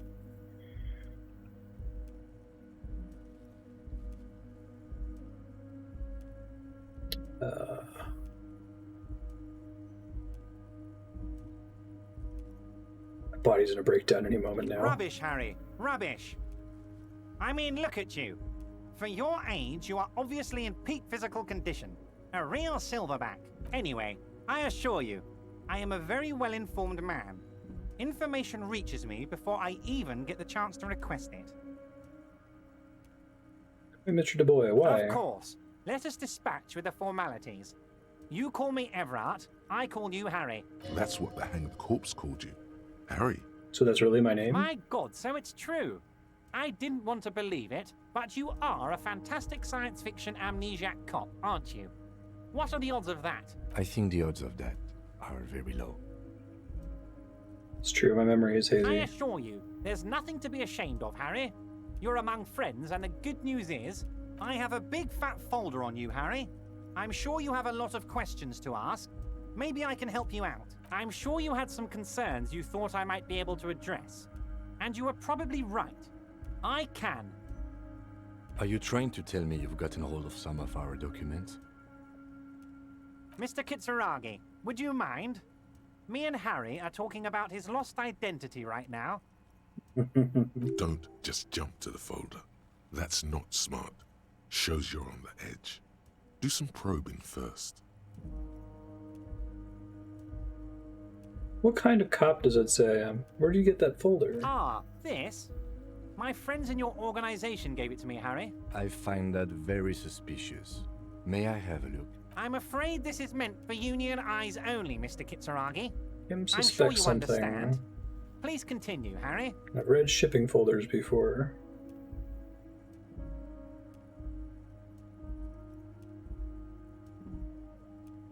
Think about my family. Harry, you're not a family man. There's not one peep of family in here. Unless you think you're a family man. Do you strike yourself as a family man, Harry? Never mind Harry, the family. is the most important thing in the world. How cop does it say? Well, Harry, if I were to sum you up in one word, it would be apologetic. I'm sorry? Yes. You seem to be. A lot of the time. But right now, there's no reason to be. Let loose a little. Be you. He's probably just making a guess based on your recent activity in Martinez. What's my full name? Harry. Harry Dubois. You feel like a Dubois, but you don't feel like a Harry. Strange. Wait, I thought you are Harry Dubois.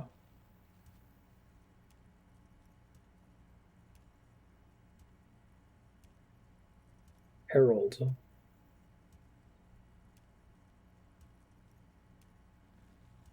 And I can work with you, Harry. Now, what else can I do for you? It's the best I'm gonna get, I think. 83% is gonna fail. Everart's large hands are covering the folder, but the look on his I got face a morale says, heal. I know everything about you, Harry. He knows everything about I'm me. sure it's not that bad. At worst, he has an old RCM folder, and I very much doubt even that. Harry, I just know the things that matter to our friendship, and I want you to feel free to ask me about those things. Of course, Harry, of course. Let's not linger on personal details and amnesia. You wanted something from me.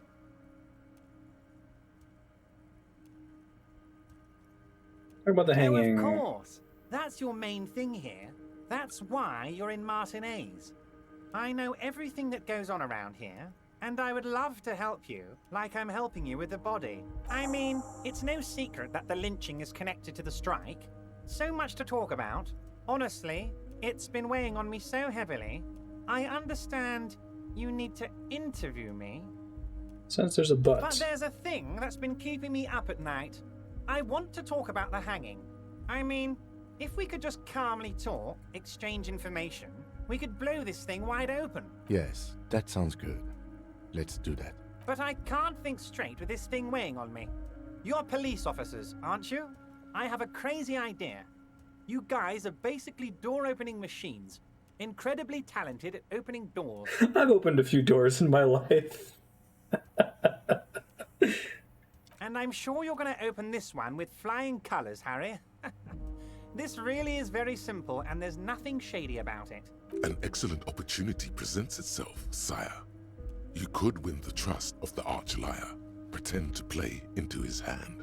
Then, should you wish, bend his efforts towards your own.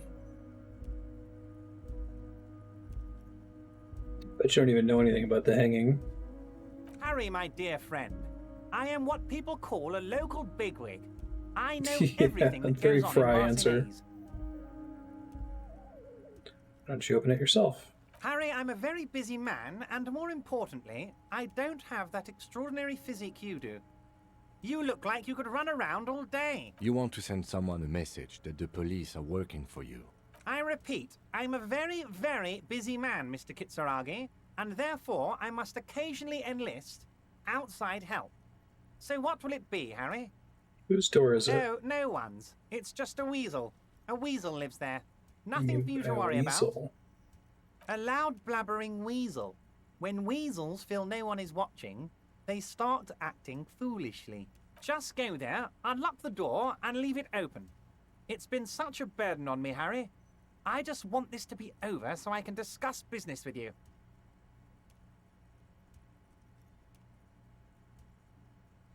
And accept this thing. Of course, Harry, For I now. understand. But if that's the case, I don't think we'll ever find your gun. Even worse, we won't be able to speak like equals about the murder. Perhaps this was just bad timing for you. know that you can always come back to me. I really hope you do. For your sake, my sake, and for your gun's sake too. Yes, we both understand what you meant. This may be the only way, he thinks. I won't hold it against you. In fact, we probably should reconsider later. Okay.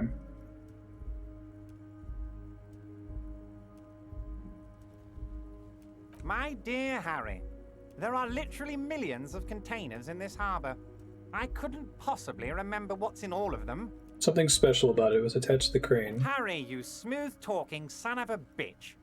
Time is a precious resource, and I don't have enough of it to count containers with you. Smooth talking. Maybe that's the way to go about opening the container. You should at least try convincing it. Thank you, rhetoric? Question mark. A fantastic... And just like that, it's happening. The roller coaster is moving. Too late to take it back now. Just open one little door. You don't need to go in or anything. I just want that weasel to come home and see the unlocked door. That's it. Anything else we should discuss? Yes, my gun. Your lost gun. My best men are on it. They're turning every stone, searching every playground, asking kids, grandmas, everyone. Your gun will be found, Harry. Let me assure you of that. It's just a matter of time and effort. The only way to find it seems to be working with him. He might even be holding your gun hostage. Yeah, turn your nectars on him. Bought from the pawn shop. Yes, thank you for the hot tip regarding your lost gun, Harry. My men have indeed factored in that you pawned it. Now please, let the professionals do their job. Kick back, Harry, relax. I have great guys on this. You focus on what's important. Building our relationship for the good of Martinez. It did not come as a surprise to him. He might actually not be bullshitting.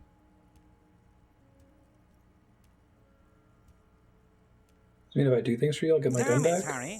That's exactly what it means. I'm only kidding, of course. Of course. I understand. We help you, you help us.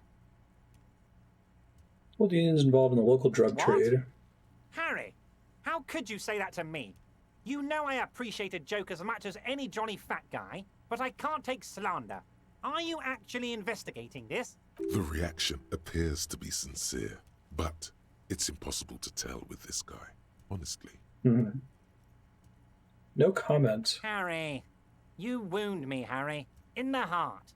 But I trust you to put this to bed. Do what you must, and let's change the subject, shall we? Thank you for your understanding. We will continue to do what we must. You too, Lieutenant. You know, I like you, but you never were my favorite. I'm a Harry guy. I'm Team Harry. None taken. Did we have anything else to do here, Harry? Oh, that's very nice. I haven't gotten around to her yet. I'm very, very busy, you see. I hope you're getting along. One thing I want to make very clear, Harry, is that this is not some kind of union versus corporation situation. Everyone is just pals here.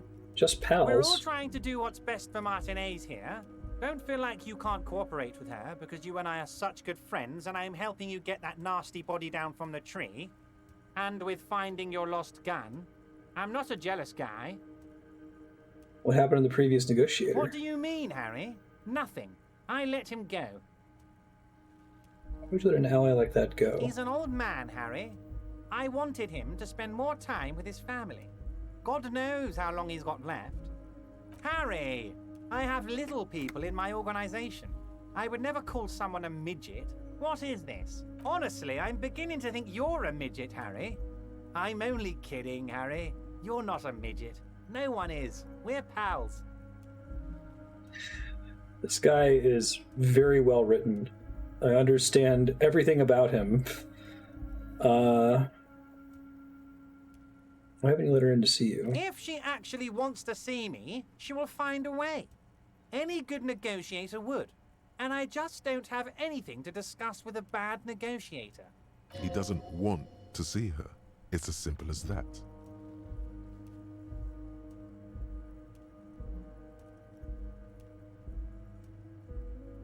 Of course, Harry. Let me just assure you one more time. It's perfectly okay to share anything we discuss here with this Joyce. This is a completely transparent organization. I have no interest in what she is doing, but I myself have nothing to hide. Your business is your business, and I respect your privacy. Just remember, none of this is secret. Tell her about all of it. My brother's picture, my singing swordfish clock. Tell her how overweight I am and how I'm helping you find your lost gun. Tell her about everything. Evrart doesn't mind. It is rather interesting to tell people things about each other, isn't it? It was nice telling him about her right now. Let's hear it, Harry. I think I'm screwed. I'm sad about the folder thing. I find that 82% chance. Of course, Harry, of course. Wait. You need this to get in and To out get some through the morale gate. healing, though. Morale damage that I took from sitting in the chair.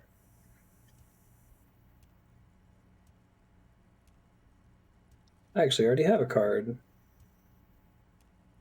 Here, you're one of us now. A real red and white Union man. Take care, Harry.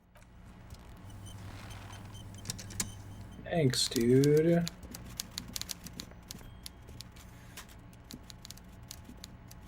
Okay, so I got my Evrart meeting out of the way. Struggling to get out of the room. Hold on. I need to, like, click. It's good to be friends. Oh, here we go.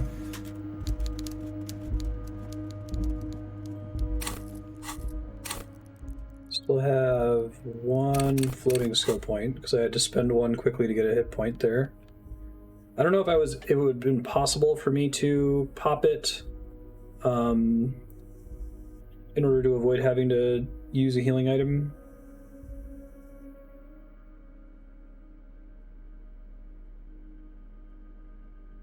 Constable's rent, all of it.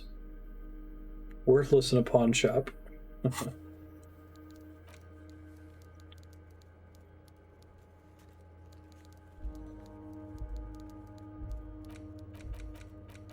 Getting the body down. Let's do the measure head thing. I'll get that taken care of.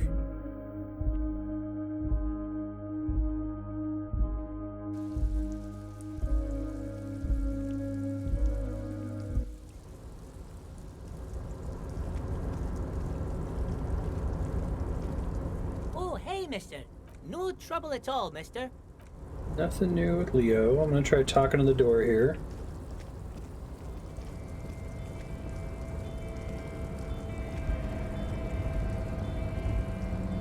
If something's locked and won't respond when you try to interact with it, does that mean that it will never be openable in this playthrough? I thought it would give you like a dialogue option. Its draw has not lessened since you were last here. If anything, it seems to have grown slightly.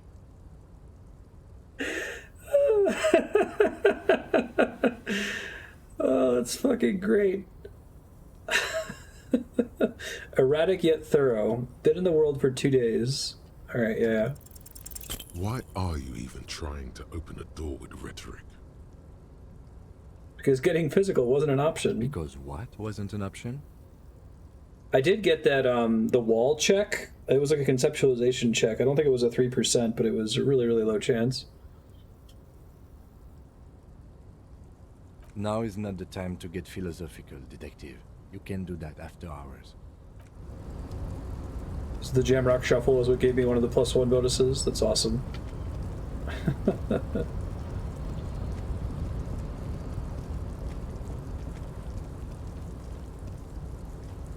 Erratic yet thorough. Yeah, because you're running around checking everything all the time, right?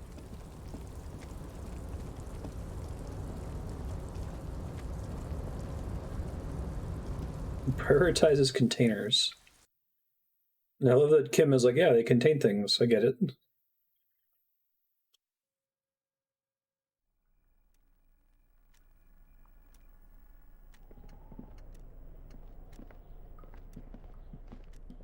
I even got that bonus from the folder and it didn't count.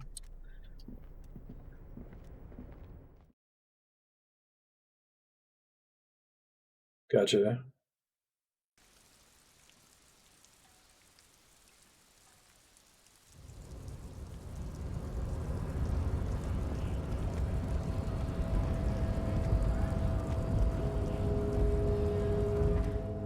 The unpromising race pupil returns.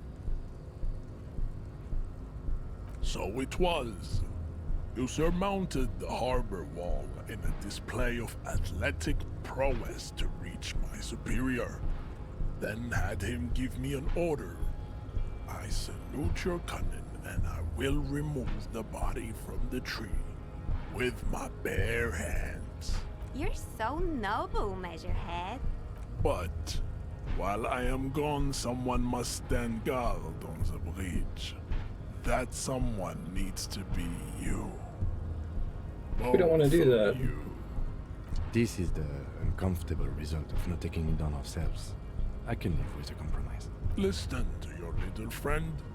He is wise in his childlike way.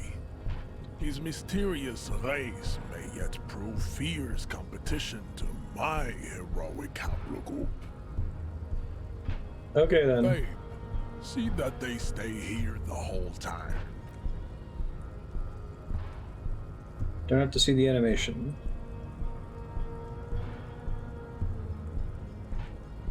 Just take your time, buddy. The woman's gaze follows Measurehead as he leaves. So, you guys are like cops or something? Apparently so. Ooh, I like men with guns and power. I'm Katya, by the way. You hear that? That sound. He's breaking something. Yeah, Jean-Luc must be really tearing it up over there. I wish I could see it. I also wish I could see it. Look at you! RCM rent-a-cops! Guarding that bridge interesting. like Evrart's lapdogs! Is this where it's at now? The RCM is for sale! And who are you? What is your business here? Why are your clothes 4 sizes too small for you?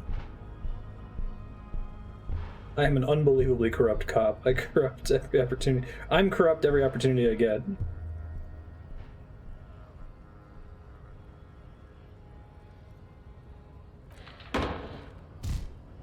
I see. So if we'd gotten the body down ourselves, we wouldn't have had to take that hit. Interrupts you, echoing across Martinez. It's Kuno. Then the man turns to look behind him at the behemoth appearing around the corner, approaching him, walking past him. Just like pull the tree down.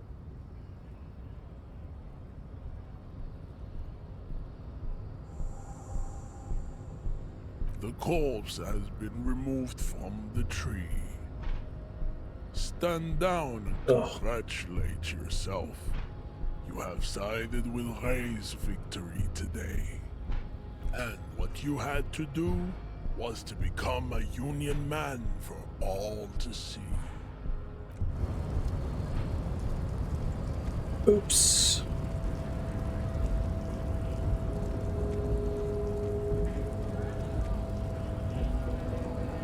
So, how'd you like our harbor? Labor utopia. It's but a rest area on the path leading across open plains.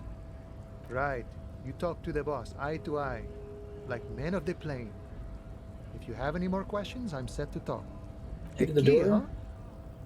What door is this key supposed to open? Said it belonged to a weasel. Oh, say no more. I got you. I got that key right here. And let me tell you, it's mighty good of you to help us out during the strike. Working class solidarity, as they say.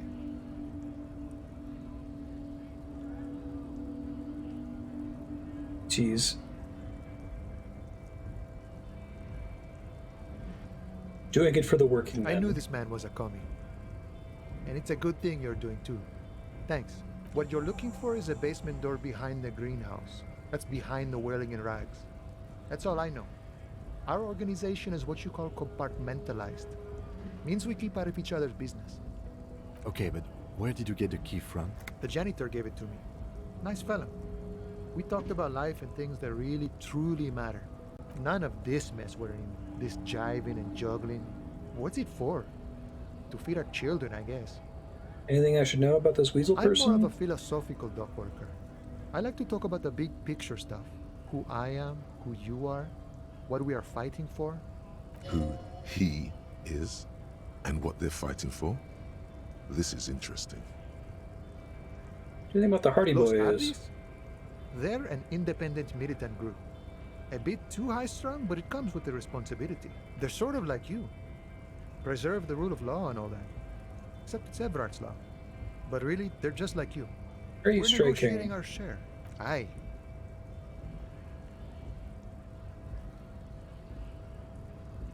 The largest share would you like? All of it. However, right now we want all the harbor workers to be on the company's board, so they could take part in the decision-making process. No. I don't think I'm a communist. Seeing something of value and saying I want it all to myself is a much older and simpler notion. No science to it at all. Even a weak child can think it. The only things holding someone back are I can't and I shouldn't. Right on, brother. Cool. I don't have anything to add to that. Why not call yourself a communist? I have nothing against communists. They are honorable boyaderos. And they have good analysis. But my own code serves me well. If my code starts failing, a code can fail a man as well as a man can fail a code, then I will have to submit to a new one, which may well be communism. He knows who he is, firmly grounded, has no need to reinforce or elaborate his political identity to himself or others. If you're a communist who thinks he isn't doing enough to call himself one. See, I'm primarily a lazy person.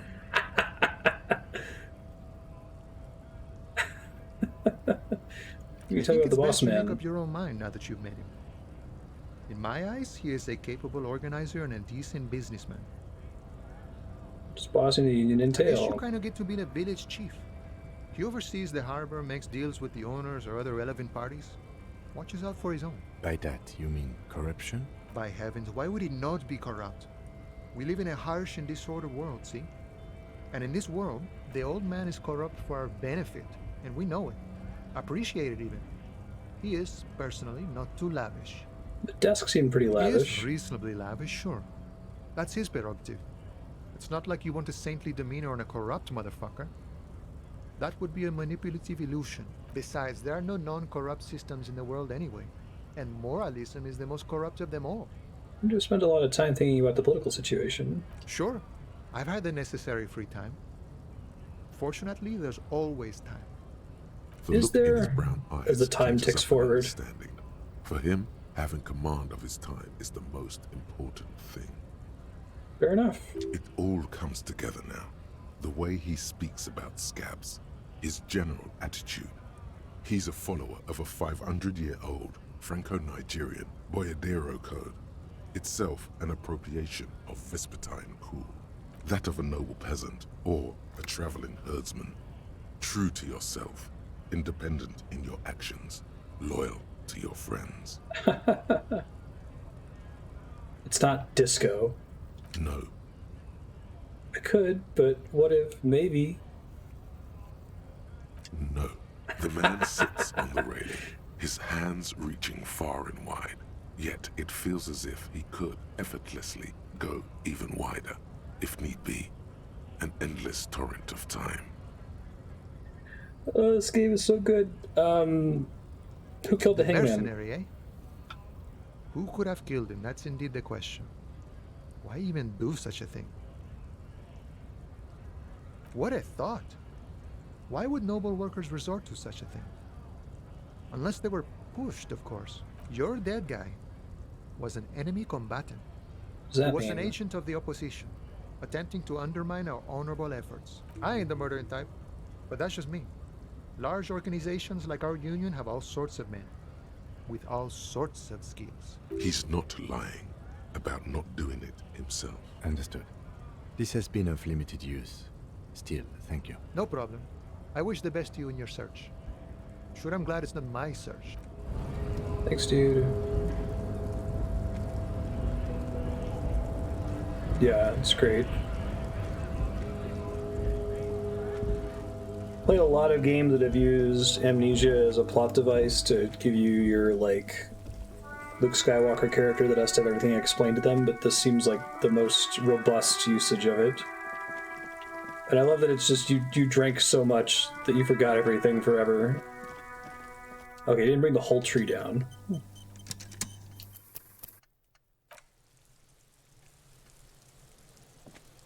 The corpse lies on the ground among the remains of an absolutely demolished pinewood branch. It's Great gently job, laid wise on one race side. mentor.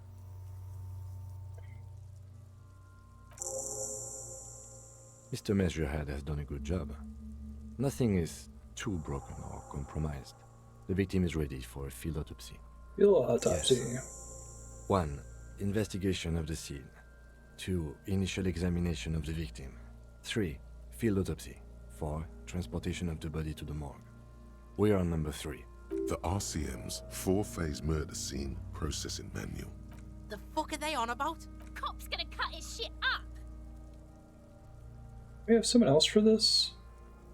Doctor? No, you and I are detectives. The honorary rank of detective signifies our ability to handle the entire interesting. incident chain. From autopsy to cleanup, to social work, everything. To social work. Honorary rank. An honor and a burden attached to your rank once you've proven yourself able. Usually after 5 to 8 years of field work. Mine is Lieutenant Detective. I feel like a detective. You are. Your station would not have assigned you on this case if you weren't. Now... The lieutenant adjusts his glasses and takes a deep breath. What exactly is a field autopsy? Come on, officer. You know what a field autopsy is. You've done 100 of them. What you do know is, at 18.9 kilometers, the dormant shield volcano, Corpus Mundi, is the world's highest summit.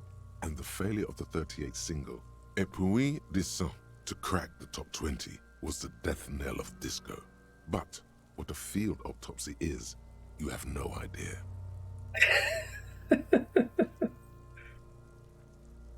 Why don't you know? What use are you? You must have me confused with the Copperpedia. Who's the Copperpedia? I need to talk to him. Sir, you are the Copperpedia. Alright, let's get in there. There truly is a time for everything, even for yellow gardening gloves. However, they are lacking hygienically. I suggest you get in there in limited capacity. What do you mean? I mean when I need you to. Until then, I should handle physical contact, and you should take notes. That's right. Show him the field autopsy form. You knew it because you inspected your ledger. The lieutenant is relieved you know the protocol.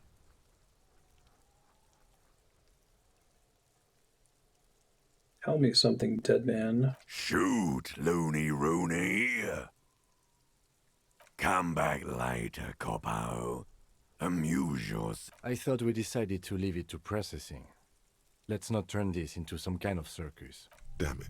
This is turning into some sort of mega puzzle. Okay, so you can sneak out of your room maybe, after he's gone to sleep. Oh, interesting. I was like, what would I want to do behind his back? I guess to try to take the boots off. The dead man stares in silence as you crack open the ledger. The bright red paper is covered in boxes and lists, describing the condition of his skin and organs in 3 parts. Above those, an 11-field info form needs filling out first. It begins with... Assistant. Harry DeBoy. The corpse is indifferent to your scribblings. Just lies there. The next box says... Wonders case number. KK57-0803.0815. Next. Name. NA. Next. Date of birth. NA. Age. Roughly 50. Dry 40. The damage is so extensive, it's better to err on the young side. I'm gonna write about 42. He nods. Mondial. Fair to olive-skinned, from the Isola of Muindi. This is as vague as it gets.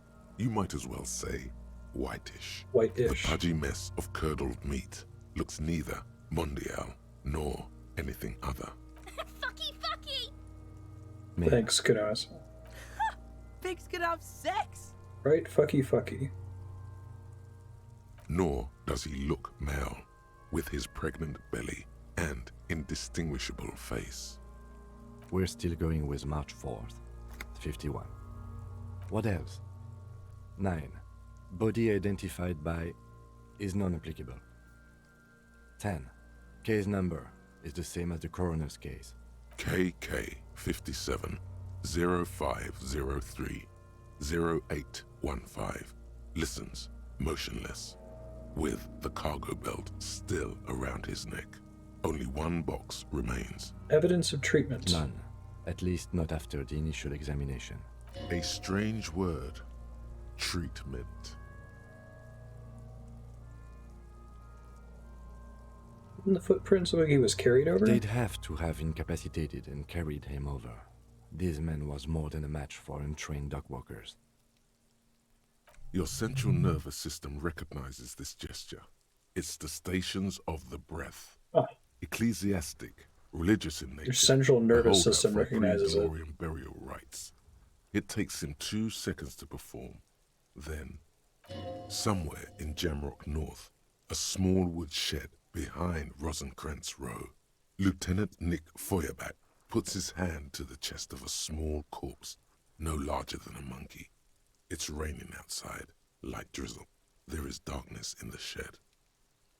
Elsewhere yet, an obese female sits in a wicker chair, her silhouette ball-like against the window. Outside, Grand Coudon. The day is turning dim for Sergeant Mac Dawson. Hand extended, he approaches, to make sure she is dead more than anything else. And so, all across Jamrock, Coal City, GRIH, 42 deceased persons found today, 42 stations of breath. Cool. We should start the post-mortem. The corpse cannot feel Kim's hand on his chest. It no longer meaningfully interacts with its surroundings. A thicket of boxes and lists on red copier paper tries to answer why. External examination. Clothes. The deceased wears armored boots and white briefs. The make of the briefs is Babrodine, I think. Let's see. See, it's happening. Babrodine, yes. Inexpensive. Size M. Color white. The disappointment is palpable. The red-haired thing was expecting something more lurid. The rest of the clothes have been removed post-mortem by scavengers in order to get to the victim's ceramic armor. Officers are in search of the missing pieces. Removal of the boots is left for processing. It would be clever of you to omit the boots altogether, sire. If you are to keep them for yourself, The drama calls you sire. you have deserved them more than anyone else. Am I gonna get them? The boot has a serial number. It's E50.100.100. The lines between the plates are in the shape of the alphanumerical. The number is purposefully concealed by the design. Tattoos. The upper torso is covered in a single, continuous tattoo, resembling a national pattern. It reaches from the right shoulder to the heart. The ink is blue and white. The assistant has a color photograph of the markings, to be added to the case files as document A1. The photo is taken on the scene, using a Trigat Mini. The deceased has a belt for airlifting cargo around his neck, tied with a hangman's knot. Color yellow. Length 3 meters. There is a buckle on the other end. Well-nourished, athletically built, measuring 1.8 meters. Generally consistent with age 42. Preservation is good. Ambient temperature below freezing. I guess knowing the belt was for airlifting cargo was from Encyclopedia, I think. It may have even been like a challenging Body check. hair is light brown. Distribution is consistent with age. The deceased had male pattern baldness. Hair is combed back, short. Touch the corpse's hair. The hair under your latex fingers feels cold to touch, wet. Stroke his hair. The stench is suffocating. Strands of dark brown hair start sticking to the latex of the glove, like thread off a rag doll's head. There must be brilliantine in there. He's combed his hair back. Keep petting him.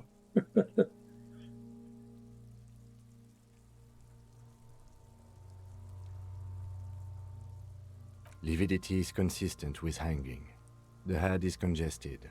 Contusions are present on the head, chest, and thighs. Consistent with stones thrown post-mortem. Low velocity. I think he said something like, don't ask me how I know this, but I know that that belt is used in airlifting cargo, and Kim's like, okay. Fucking low velocity? You think Kuno doesn't know what you're talking about? Velocity was fucking max. Talking shit about Kuno's velocity. In addition, there are bite marks on the face, scalp, and chest. Consistent with predation. Men for high velocity. Ligature mark.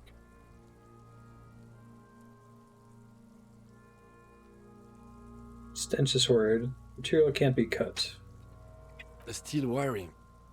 There's too much of it. We need to remove the belt so we can get to the ligature mark.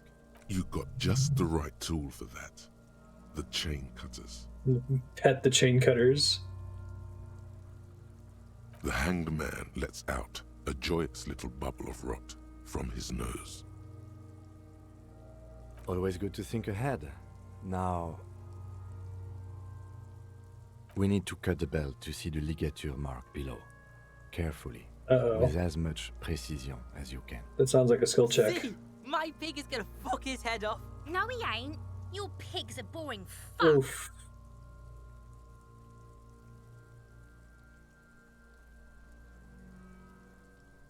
Look for a good spot to cut. The belt is equally tight around the whole circumference of his neck, swelling over the edges like white bread rising from the east. The knot is the weak spot. The chain cutters fit in there. Thanks, interfacing. Steady now, like a flower arranger. 2 cuts and it should come loose. Yes, I'm Kuno's pig. I agree. You are? This pig is Kuno's. Agreement with Kuno. Alright, 72%. After some Oh my god, I have my first success of the day. Into the knot tying the belt together. You squeeze the rubber handles together, sweat forming on your brow. Snap. The knot is slashed. Another cut and the belt falls apart like a flower bouquet, revealing the dead man's neck and the dark red ligature mark around it. The rope rises to a point, leaving a gap in the ligature mark. The suspension point is in the back of the neck. I think it was Kuno that saved the day there. Hemorrhaging is observed on the skin, above and below the ligature mark. The mark is well pronounced, consistent with a drop from 1 or 1.5 meters. Chest is intact, normal contour. Abdomen is protuberant. Pelvis intact. Genitalia... No! Let's get out and see! I fucking knew it! This is clearly what they've been waiting for, ever since the autopsy began. The lieutenant is trying to make it as boring as possible. Genitalia is male and unremarkable. No evidence of injury. I think he was enjoying his moment of death. Ah yes, your hunch before. We can have a semen analysis requested from processing, if that's what you meant. He's trying to get a psychic read. No, you weren't, officer. That would be preposterous. Just write down that we request a semen, vaginal, and anal fluids analysis. The corpse with his pants down does not have an opinion on the subject. All he has is genitals and a deathly odor. You got a good piece of irrelevant data for petting his hair before. The dead man's penis is average-sized, congested from the downward collection of blood. The testicles are uneven in length. Wonderful. I'm glad I selected that. The genitalia is greenish. Marbling is present around the crotch. Back is symmetrical and intact.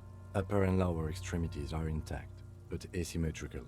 There are combat injuries on the right hand, thigh, and hip. In addition, I see smaller, residual scars, too numerous to count, covering about 30% of his skin. From wounds sustained over 2, maybe more decades, dispersal and accumulation indicates long and active combat duty. Way more than a law officials. We have a real museum here. battles, wars. Last item, hands.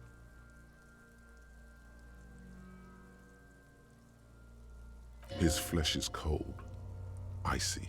Pleased to meet you. Where are you from? And what's your name? My I'm name only is- fucking with you. I know where you're from. From Cappadocia. And your name is Il Kobo. What can I do for you, Il Kobo di Cappadocia? Good to hold your hand. Did you like it when I stroked your hair? I did, Kobo, I did. Reminded me of when I was just a small boy, before this happened to my face and my body. You did me a kindness there. We should do this more often. Be close like this. I mean... Hands are clean. No sign of injury from struggling. Were you expecting any? I was. Maybe I'm just not seeing them. Honestly, this stench is making it hard for me to think at the moment. Working so close to the fumes coming from the corpse must be hard. Hey, challenging empathy. You realize suddenly that the lieutenant has been barely keeping it together these past 2 items. Ooh. That's all for the external. Well done. What next? 2. Central nervous system. I have nothing. Do you have anything on this man's central nervous system? Of course, there is a moral to be drawn from it. A moral to this story. Might I add the moral of this story? What would that be? The dead man looks, too, with barely contained excitement to hear the moral of his story. The brain is very vulnerable to compromises in blood supply. That may well be the moral of every story, officer. Good. Musculoskeletal. Purge fluid is coming from the mouth. Gross. Not injury related. Eyes and tongue protuberant. Hyoid bone. Let's see. With his eyes almost closed, the lieutenant puts his hand on the dead man's throat and begins to massage it, gently. A rotting smell erupts from the mouth. Purge fluid runs down his lips, black and viscous. Yeah, jack that fucker off! The hyoid bone is fractured. The rest of the musculoskeletal system is intact. Unremarkable. Respiratory system. As if in a prayer. Oral cavity shows no lesions. The victim has received dental implants, possibly after a combat wound. Mouth swollen. Hemorrhaging present in mucosa of the lips and mouth. From here, it looks as though the clown-faced man is screaming. The tendons of his jaw are torn apart. Hyoid ripped from the force of the lieutenant's hands. Look inside the mouth. No scream, no sigh of relief rises from the darkness inside. It's humid there. Sickly sweet air, unlike anything living. You feel like you're about to throw up again, straight in that mouth of his. Look deeper. I'm sure this is a good idea. It's hard. Once more, you taste stomach acid in the back of your throat. A contraction. Your throat pumps a little something from your stomach and into your mouth. You're forced to swallow, just to keep looking. Inside, you see darkness. Just a mess of meat and darkness. There are ancient mysteries down there, Kobo. Ask me later. Interesting. I wonder why they had Inland Empire, like, mimic him there. Hemorrhaging present in mucus. Whoa. I don't think they came through the RTX. Really loud thunderstorm outside. Hepatobiliary. NA. Why don't we have anything? Ah. Are you a hepatobiliary expert? Hepato means liver, and biliary, the gallbladder and bile ducts. Am I an expert in those things? Nothing in your alcohol-soaked memory directs to having forensic expertise on either one. Neither am I. That's it. Same for toxicology and serology. NA. Both? Unless you have untapped reservoirs of knowledge there. Reservoirs? No, but do they take obscure trivia and odd tidbits? The completionist in me wonders if there's something we could still do. We already have one test as per regulation, and we already requested semen. Pigs requested semen like it's no big deal. I'm not even interested in these boring mulkers anymore. I haven't sucked him off or anything.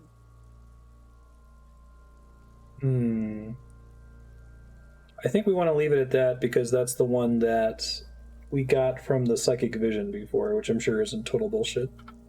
Leave it NA, then. Cardiovascular. The body exhibits heavy lividity.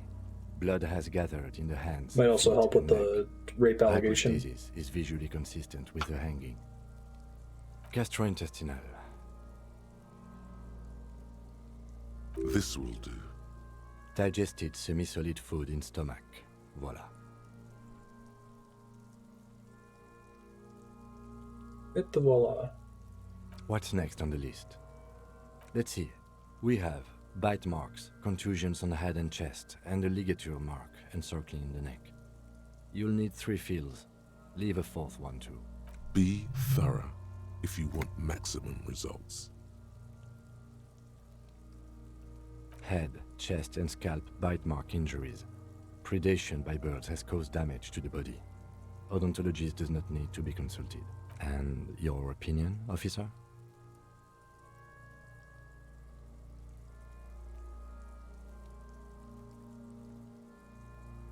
Non-fatal post-mortem. Agreed. Next injury? Contusions. So, the scalp bleeds from a post-mortem head injury, a stone. The injury does not have the rim of an early inflammatory response. The perpetrator on the scene has confessed to causing it post-mortem. At maximum velocity, fucko! Has confessed to causing it at maximum velocity. The lieutenant's admission has caused great gratitude in Kuna. He is silent with it. I'm happy to have gotten all these points in like empathy and stuff. Coagulated blood sticks to his scalp and chest, where the countless stones have hit the dead man. Beneath, the description of injury. 2 boxes.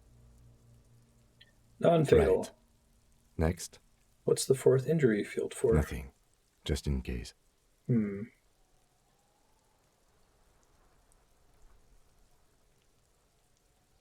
corpse lay slouched to the side, oblivious to its surrounding. Shoot, loony rooney! The autopsy said you have ancient mysteries. Oh, okay, that was Inland Empire, though. Oh yes, Kobo Milobo, in the gift horse's mouth. Tracts and wakes and waterways. Ancient materials buried. To where, brother? Just a small gulp away. My beloved Kobo. A small gulp away. Oh yeah, it's all right. Come back later, Coppo. Amuse yourself with my... All right. Bite. Be thorough if you want maximum results. A dark red abraded ligature mark encircling the neck, with a gap on the nape measuring, let's say, 7 centimeters. The hyoid bone is fractured, the cervical column intact. I see hemorrhaging on the skin, above and below the ligature mark. Depth of the mark, 1 centimeter. No signs of clawing on the neck. Below the note, 2 customary boxes wait to be ticked. The man's head jerks to the side. The ring around his neck is visible. Think for a moment. There's time. Don't rush.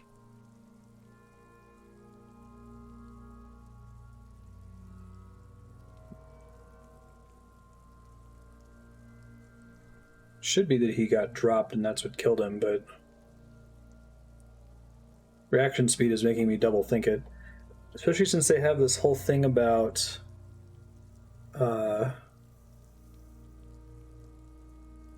we've got that 4th field. I think it's just trying to fake me out. There's the 4th field, there's the 4th Hardy Boy. It seemed like maybe they're taking the my theory of the case is that the Hardy Boys are taking the blame and went to go hang him so that it wouldn't be obvious that the 8th Hardy Boy, who this guy possibly raped, killed him in self-defense, so they're protecting her. That's my guess. So that could be completely wrong. There is missing information here. Let's see what happens if I pick B. He is deep in thought, eyes fixed on the bright red ring around the dead man's neck. Why do you say that? I don't think this was the injury that killed him. Okay. Why don't you think it was fatal? I arrived at this through the psychic arts.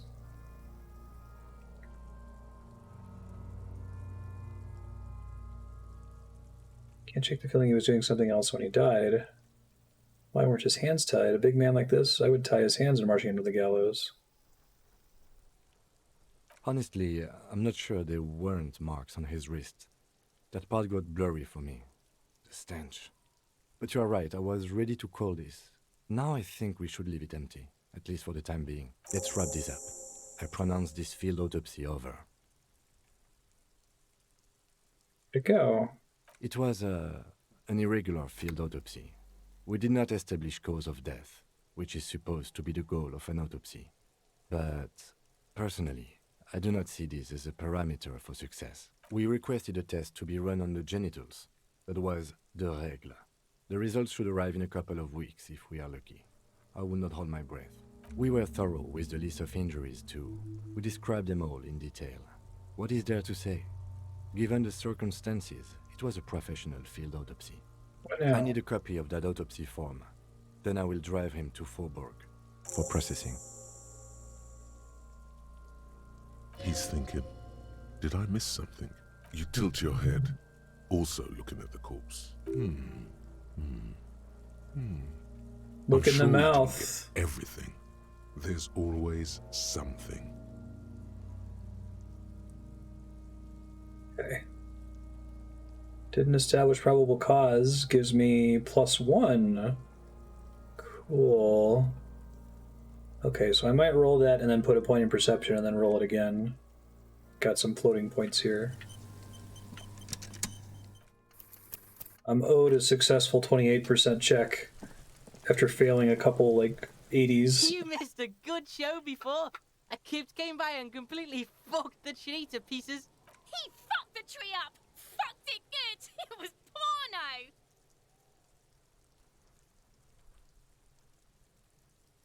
Stop using the K word. Can't tell Kuno what words to use. Fucking kipped. What is this, a word museum?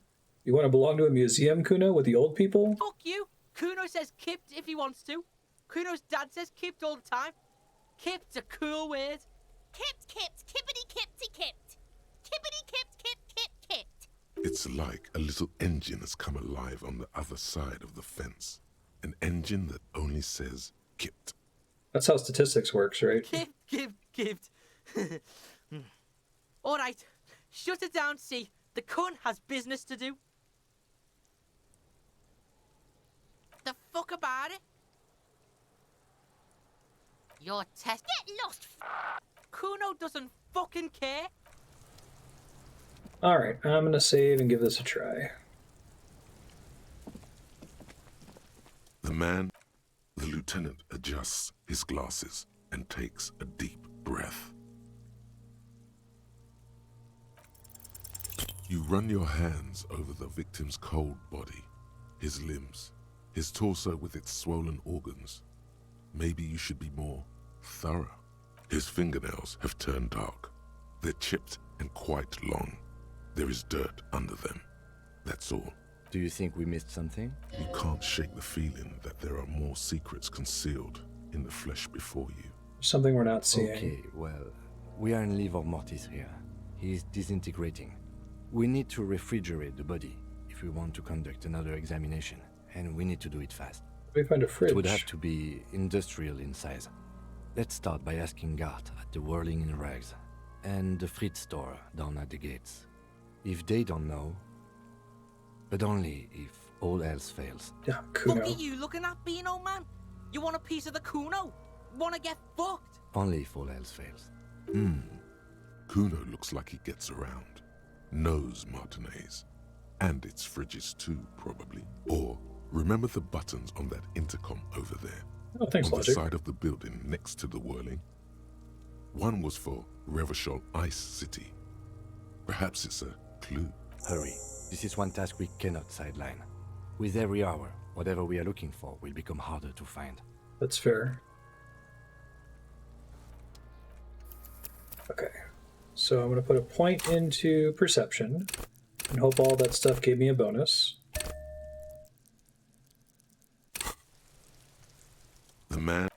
The lieutenant adjusts his glasses and takes a deep breath. 42%.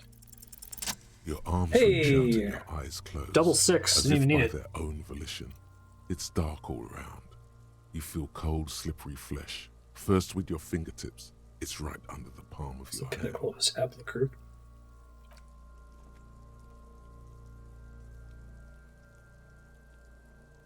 His face, his cheeks, his nose, his fat, swollen lips. Like a rubber spider, your gloved hand crawls on his features. Everything is silent, all around. In the mouth. I like the way you get these, like... The oral cavity is cold and moist. A ball-like tongue attaches itself to the base of the mouth, lolling around like a scallop. And say, I like how this game gives you, like, supernatural cop intuition, but it like, mixes it up with a bunch of fucking bullshit so that you aren't really ever sure when it's real, right? Like, that took work. Because it would be frustrating if you were just, like, a psychic super cop and you did everything right. You're on the right track. The tongue moves freely in the cavity. The mucus of the mouth is slippery, fragile, even through the latex. From the soft meat, teeth are budding. Hard pearls of bone in the gums and in the back of the mouth. Can you feel it? You're so close. Rip his jaws open now. Look in. A vision of black and dark red death, pried open by your hands and studded with teeth. Looks like he's laughing. Death fumes rising from his throat. And there, in the back of his mouth, above the bell of the uvula, right in the soft palate, you see a hole, barely visible to the human eye. It is swollen shut, almost vanished. No larger than 0.4 centimeters in radius, the edges appear darkened. An abrasion collar. This is what we're after. Say, fuck yeah. Abrasion collar. Kuno is silent. Oh. A black trickle of liquid runs into his throat from the wound. Your index fits right in there. A tight tunnel of flesh opens up. Tissue damage. Wide enough for 2 fingers.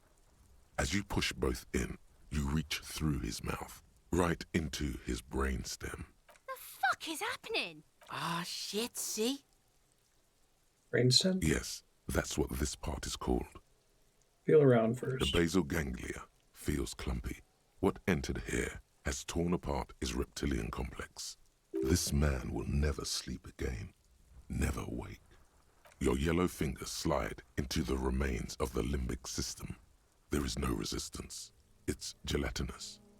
The slug-like structures are damaged too. The tearing extends deep into both hemispheres. This is what he used to regulate his emotions with. Challenging encyclopedia. The ululations of the limbic system have ended. Challenging Inland Empire. All is quiet. There's a cavity cut between the The hemispheres. lieutenant answers with the sound of his pen on paper. Fucking cavity, see? Quivering with awe. Ooh, man. Doing such super cop shit here, we're freaking out Kuno. Your fingers are all the way in now, reaching toward the inside of his skull. The cavity goes further, but the entry wound isn't wide enough for the rest of your hand to follow. Your fingers reach toward his skull. His cerebral cortex feels like jelly. Cold jelly. Strange fluid. Has the writer streams done an down your autopsy wrist before? as you push deeper. Reach into someone's skull from their mouth? Finger. Ice cold serrated metal. Push Its it out, edges cut right through the 92%. latex and into your finger.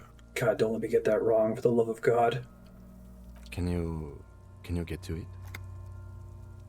There's a tiny crack. A protrusion in the I think I cranium. put points onto right in the back interfacing. of his head. Your finger must be pointing straight at it. From the inside. The object that is in there stops just short of the skull, in the encephalus, knocking this tiny fracture into the cranium. We have the makings of a very small exit wound here. Always get a critical fail, right? Exit wound, Beano. The pig is wearing him like a fuck puppet. Oh, thank God. This game has scared the shit out of me that 97% means nothing. You pick the object between your index and middle finger. It feels sharp, like metal. With your face twisting from pain and concentration, all you need to do is just... I got it. My pig's fucking got it? What? What is it? The inside of the head feels cold and smooth, like a glove. Sweat dripping down your brow. Careful not to lose the prize between your fingers. With a plop, your hand emerges from the mouth. The garden glove is covered in blood right up to the wrist. Between your fingers, a small flower. A blossom made of lead. Fucking cool. Fucking beautiful! A bullet. Cool. The bullet falls in the bag, leaving a smattering of blood on the plastic. He raises the bag under his eyes and says, A non-caliber. Rifled. Some kind of brittle alloy. Fractured on impact. Keep it, Lieutenant, as a gift. No, you deserve it. We can log it later. We need to add an item to the injury list. Injury number 4. Oval entry wound with an abrasion color. Soft palate, back of mouth. High velocity. Temporary cavity in brain tissue. Small exit wound on the occiput. How does that sound? Sounds right. Opinion, fatal injury. Goddamn right. I'm still not sure. Agreed. And one last thing. We can now fill in injury number 3. Ligament mark. Opinion non-fatal. Post-mortem. Treatment. He's proposing the bullet was the real cause of death, and the hanging an attempt to conceal this fact. I think that's right. I mean, I like how they played all this out, because you can talk to enough people and gather enough information, especially with the Union guys confessing first thing in the morning, right? And I guess you need to pass skill checks to catch the thing about the 8th Hardy Boy. So all treatment. Yes, and the belt around his neck. The hanging. Even dragging him to the yard. All of it was done after this man was already dead. Agreed. I have had my doubts since you showed me the tracks. Why did they carry him over? Why not march him, I thought. There was no satisfying explanation. There have been other signs too. Small things.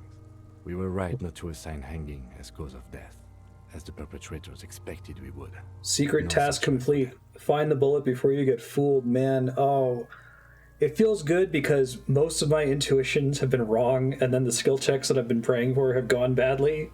So to get one, I'll just have to remember this one. We didn't fall for it, he thinks. There's pride in there. When reaction speed popped up and it's like, don't pick it too fast, I was like, God damn it, I don't know whether to believe it or not. A very real possibility. He was both shot and hanged. Maybe they shot him while they hanged him? To put him out of his misery? It's possible, but it doesn't explain all the other dubious things here. Lack of struggle, primarily. I may be intellectually sloppy, but I prefer one theory at a time. And this just smacks of treatment to me. Who would do That's this? for us to find out. But this, it will make finding them just a little easier. Why would anyone do To hide this? something. The real killer? Hardy Boy number 8. The real motivation? What really happened here? The bullet holds more Yes, answers. we should take a closer look at it. I am certain it has more to tell us. This little thing could reveal much about the weapon that shot it. Oh, you really do. Wash off the death I smell. am glad to hear you say that. Your room in the Whirling in Rags should come with a bathroom. Be sure to make use of it in the evening. Who's next? We bag the corpse and carry him to the holding pen of my kinema. I can transport him to processing myself, but I will be gone for the rest of the day. Work on the case. Tend to personal matters. Try not to do anything too dangerous. An officer needs backup in a neighborhood like this. I'll leave that choice to you. And one more thing. Great work, detective. You work alone for the rest of the day. All yeah, right. let's bag him. There go those beautiful enamel boots. May they rest in processing. Oh well, in another lifetime. I will need a little help carrying him. You take the hands, I'll take the legs. We gotten so much money for the boots.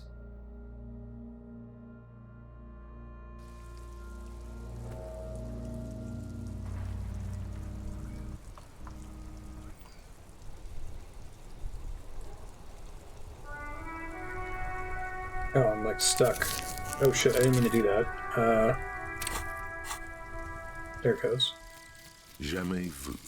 Derealization. Jamais vu. The opposite of déjà vu.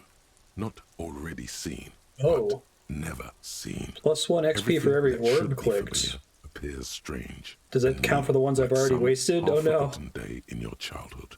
Only now. That's the feeling you've been having. And for who knows how long. You should go and ask Joyce Messier about this. What world are we in? This is a fundamental question. Intellect caps raised by 1. I'm guessing I missed out on all of the orbs that I've already clicked. I did too much exploring. That's okay, it's still a pretty significant amount of XP, given that you get 5 for random interactions and minor tasks.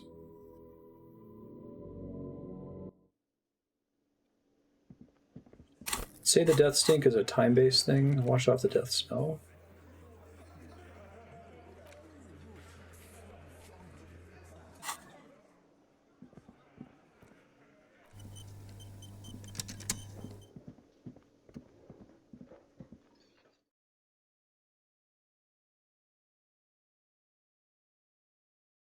I like how this game manages to make passing a legendary check feel as cool as it does in like an actual tabletop RPG. That's it's impressive. You get the feeling I wasn't supposed to do that, right?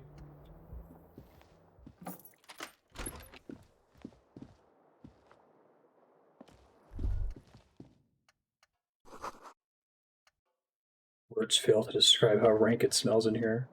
They should send a poet. This is not the cleanest bathtub in the world, but it's cleaner than you are right now. Ah, that soap scum smell. It smells like life, at least compared to you. I want to live forever with the corpse smell. Memento mori. The bathtub slowly fills with water. The water beckons. Oh. No offense to anyone who takes baths instead of showering, but I'm weird about baths. The water is only lukewarm, but still yeah, this is exactly why. Like amniotic fluid. A few beer cans are bobbing up and down along your flanks, like sad duckies. You feel nice and lonely, and so tired. I could conceivably take a bath if I just took a shower, maybe. Take the beer cans out. You are alone with your thoughts in the tub. But it's easier than being alone with your thoughts outside the tub. Imagine you see something. The corpse. You can still smell the cadaver on you. Really? It's going to take more than one bath to get rid of that stench. Then, houses along a narrow street. A video rental. Darkness on the planet's curvature. Your fingers grow pale and are covered with tiny whirls as the water cools. The waterline recedes as you stand. You are cold now. Your clothes stick to your still moist skin.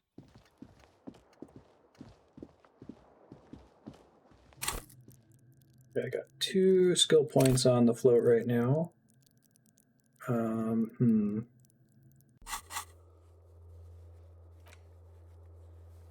Broken window. Oh, I got all these extra checks. Does some of these give you an extra check just whenever the day passes, basically? The window stands broken in its frame. Cold wind Been here a blows while. in. Forgot I got this wrong before. The shards face outward. Whatever broke this window came from the inside. A fine web of scarring covers the back of your right hand, but none of it is recent. More likely a projectile than a held object. There are no fragments on the floor from pulling a tool back in after impact. What am I doing? Something you've done before. Huh. It is too large for a bullet, yet too small for a piece of furniture. You're looking for something heavy and larger than your fist. I guess the wait, what am I doing makes more sense if you do this check much earlier, but it still works here. That's cool. The shoe you found on the balcony fits the hole almost as well as your foot. It would have also been heavy. That's why my shoe was out if there. Thrown with force. Congratulations. You smashed the window with your own shoe. What a stupid Pretty thing to do. But hey, At least you found your shoe. Thanks, visual calculus. Okay. Let me look at the other stuff on the map here. Conceptualization. Damage ledger. I got another chance at Kuno as well.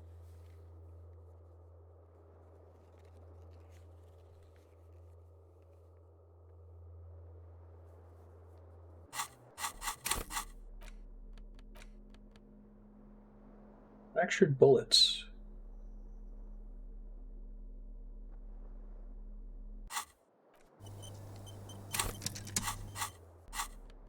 The bullet is safely sealed away in a plastic bag bearing the RCM stamp. Kim has filled out the label on the bag with the item number, case number, and date and location the bullet was found. Beside his orderly handwriting, the bullet looks especially sad, like a tiny, shriveled head of cauliflower.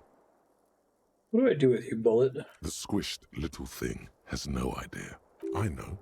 You should find the gun that shot this bullet. Find the gun that shot it.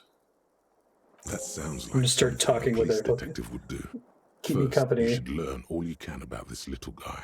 Then find the gun that shot it and the person that gun belongs to. He used it to kill your victim. Neato. The jacket of the bullet is made of a yellowish metal. It has blossomed out to reveal a dark grey core. The base of the bullet is close to 5 millimeters in diameter. You can just about make out a few striations near the base of the bullet. Little hairlines, linear. It feels standard. It's quite destroyed. Some of the fragments are still lodged in the wound. What's interesting about the bullet thus far? I actually know this. A jacketed bullet, which would have been shot from a military-grade breech-loading rifle, not from a muzzle loader like those typically found on the streets of Martinez. Very interesting. You have an unusual military-grade bullet in your hand. Now all you need is to find a gun that could fire it. Feel the bullet The through the squashed bag. bullet has some sharp edges where the jacket has split open. It feels cold, even through the bag. You wouldn't ordinarily have cause to handle jacketed bullets. The citizens' militia uses cast bullets only. Little pebbles of metal loaded from the muzzle, usually in a cartridge. Thanks, Encyclopedia. A rifle. Whoa! Revolutionary period. Look at that. Double Your bullet five, looks to be 17%. Old 4.46 millimeter from the surplus left Gambler's over from the turn of fallacy, the gambler's century. reality. Probably an antique. Now we're even. Or a retrofitted antique. The 4.46 caliber was widely used with the Belmargrave rifle, a Revacholian manufacturer.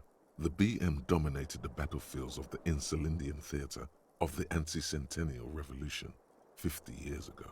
No, but Zeliger, a major firearm manufacturer, ended up with a surplus after the war.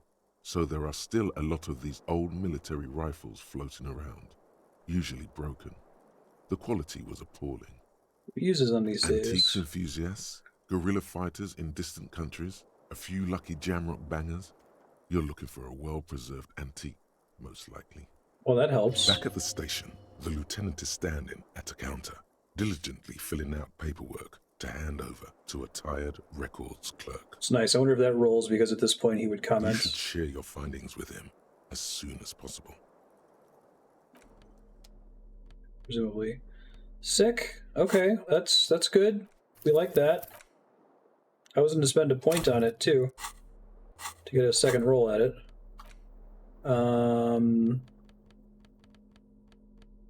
Something else in here that I wanted to look at. Oh, it's my ledger, right? It's the ledger you found. Oh, and the cool piece of toilet paper. Can I read the is case stuck to the files back. now? It's proving Of course. to be harder than expected. That's fine. You just don't have the intellectual rigor to patch the quilt back together. Try again later. It's just toilet paper sticking to the back of the plastic clipboard. You can take it off if you want. Leave it there. It's cool. Yeah, I don't know. It's like, I think that them just establishing what a piece of shit, useless person you are makes like landing the cop stuff feel really satisfying. This is why I get so. I don't know if I can make this make sense, but it occurred to me just now. Like, there's a scene in Final Fantasy VII Remake where like Rude jumps off a helicopter and does this like crazy thing where he like I don't think he like kicks a bullet away, but it's one of those like obvious what a badass cutscenes where just everyone is perfect all the time and no one ever makes mistakes, right? And I feel nothing in those kinds of Hollywood scenes. You're like, you know, post Matrix badass slow mo sequences because it's like everyone's just perfect, and I don't feel anything. But in this game, which has all been done through text, they really convinced me that my character sucks really bad. So if he does something that's cool, it actually like has weight to it. I don't know. I like it. Maybe it's kitchen tissue. If you want it to be kitchen tissue, it can be kitchen tissue. It's not though. It's toilet paper. Perception smell. Wonderful. Still wet, the toilet paper, I mean kitchen tissue, sorry, peels off the plastic easily. All you have to do is shake it off your finger and voila, the ledger now looks marginally better. Perfect. Arson, petty theft, spousal abuse. Handwritten logs on dozens of investigations date back to January 51. Stamped case files, commit to paper.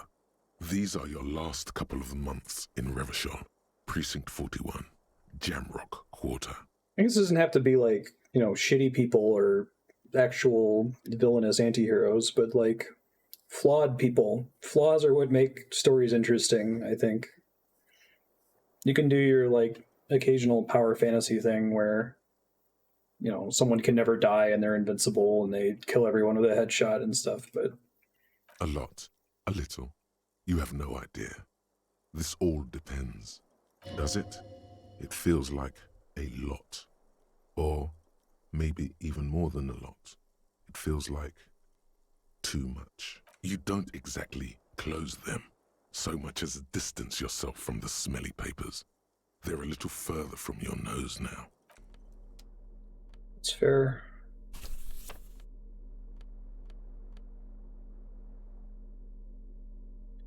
Oh yeah, I should have this on for the secret orbs in shady areas. Now that orbs give me XP, I'm glad I didn't have it equipped then. So it'll just cause, while it's equipped in dark areas, it'll cause new interactables to appear.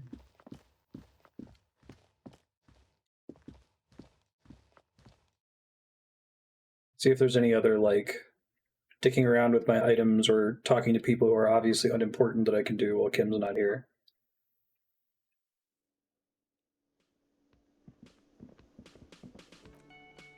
I really need to get some more healing items. Can I help you? You're already set for the night.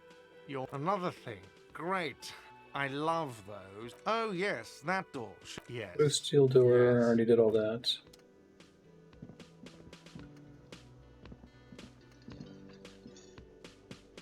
Oh, hello, dear. There you are again.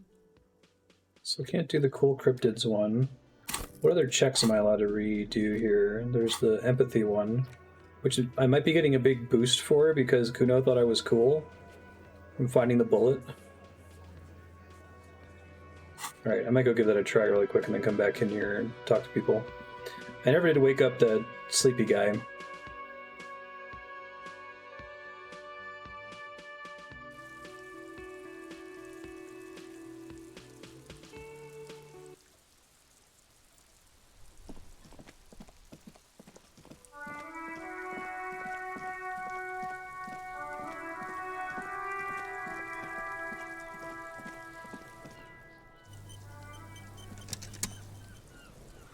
Necromancer pig?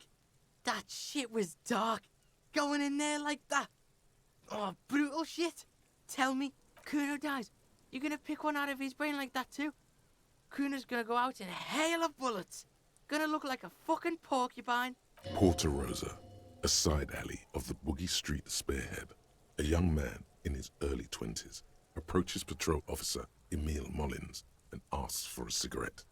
As Officer Mullins reaches in his coat pocket for the pack of Astra he just purchased this morning, the man shoots him point blank in his chest. Breathless, the patrol officer collapses in the gutter. His right hand is grabbing the armor on his chest.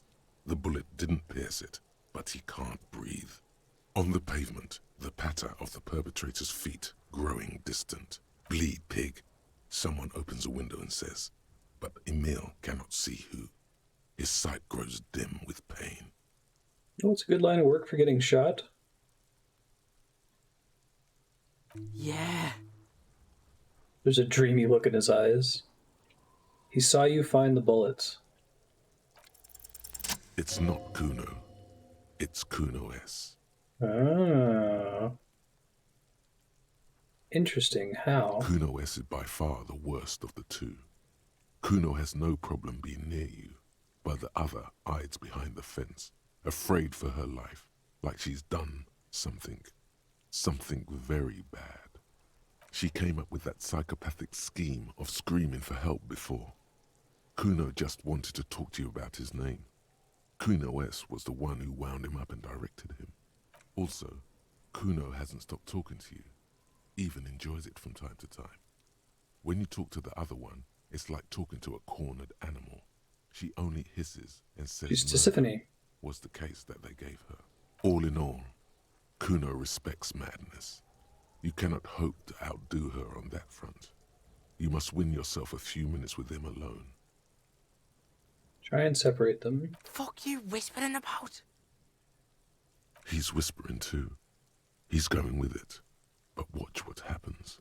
Fuck you whispering about! If Kuno wants to whisper, he's gonna fucking whisper, okay? Let's whisper, pig. This is it. You've got him. But be careful.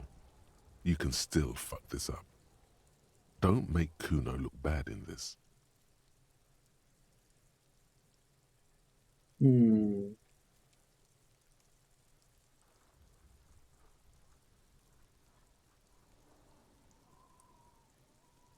She's fucked up. She's not fucked up. Everyone's fucked up. Stop judging shit. Wrong move. But he's whispering still. You haven't lost him. Just don't mess up again. Or you will. There are no guarantees here.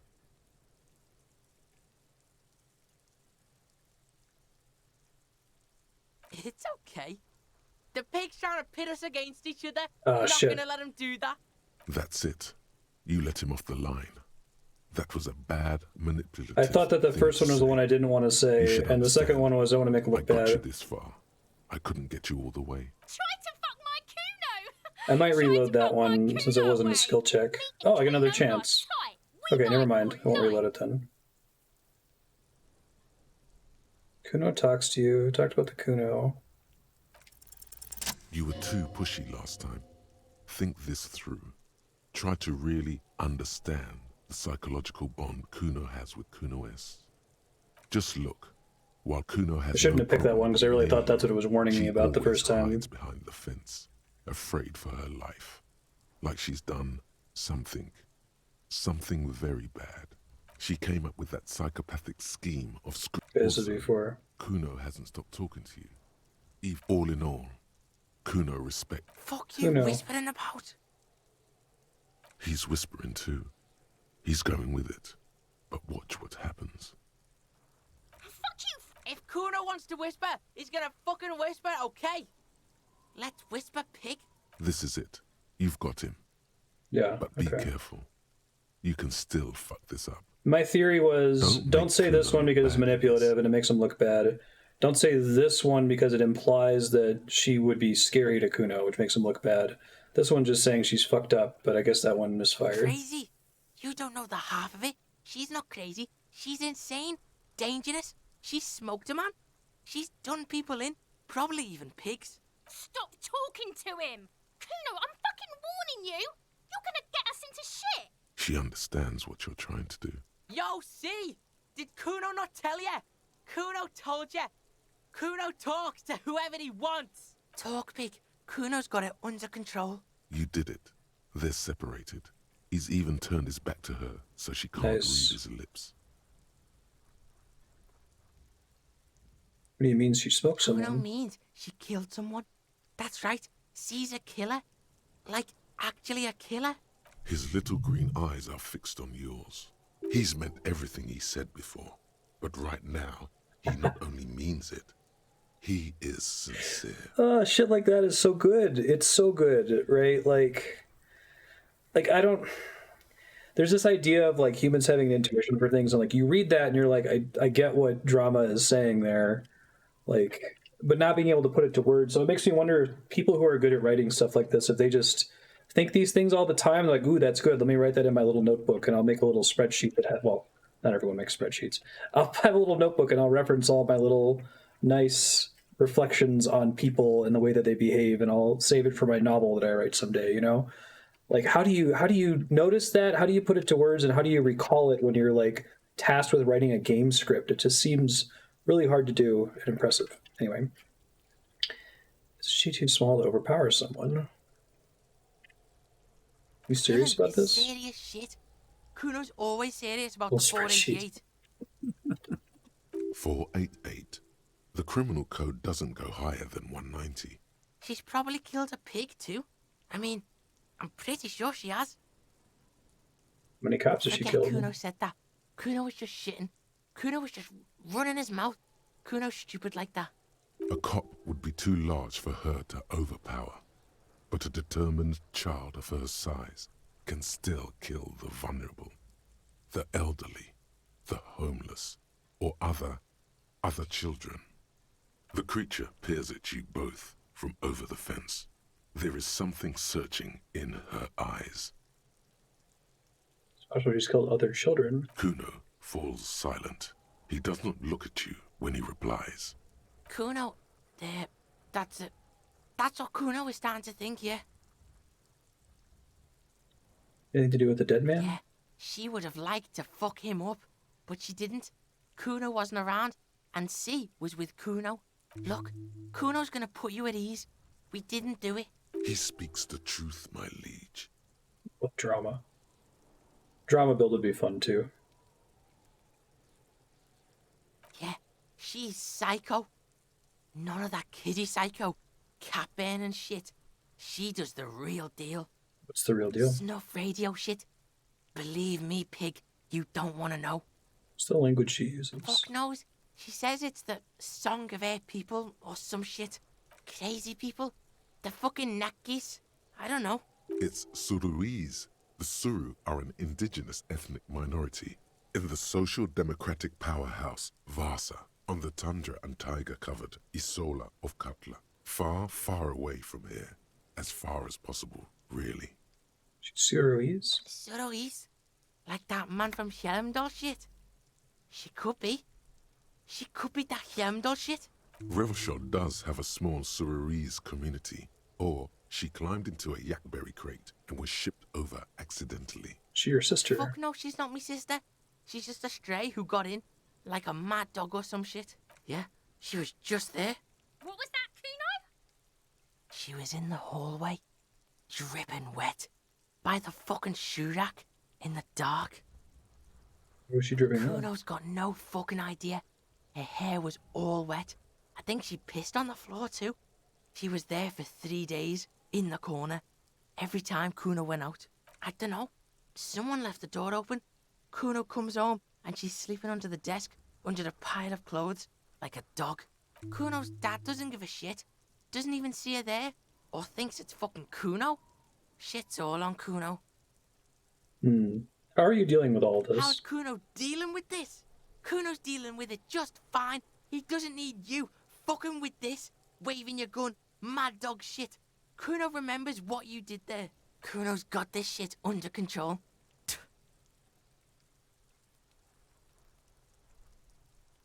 She needs professional help. Listen.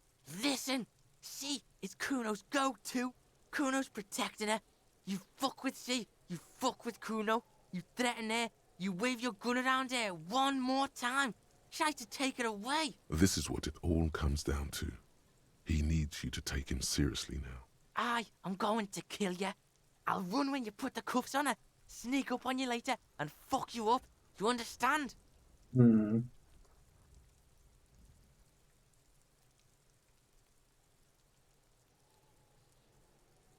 You made a big fucking mistake there. A huge mistake. Say goodbye to all the shit Kuno would have hooked you up with. Well, you and Kuno are done professionally. Told you, you shouldn't deal with that. He's fucking nothing. She won. All that for a big fuck up right at the end. The kid doesn't even look at you. You're dead to him. Damn. Probably should have known better than to pick the one that's acting like an adult to him instead of taking him seriously. I should have said I respect that. I'm trying to decide if I want to reload that one, since it wasn't role-based. The trash container stands. The smell of rotten food rises to greet you. You see soggy cartons, dirty rags, and organic waste. The container sounds. I appreciate that empathy gives you the heads up that this is dangerous. We found the bullet. It was really cool.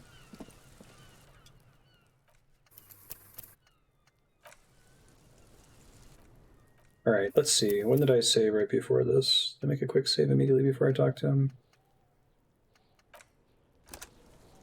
I'll see what happens, and if it's not significant, I'll just accept my L. But that was a really deep conversation to get nothing out of because of a mistake at the end.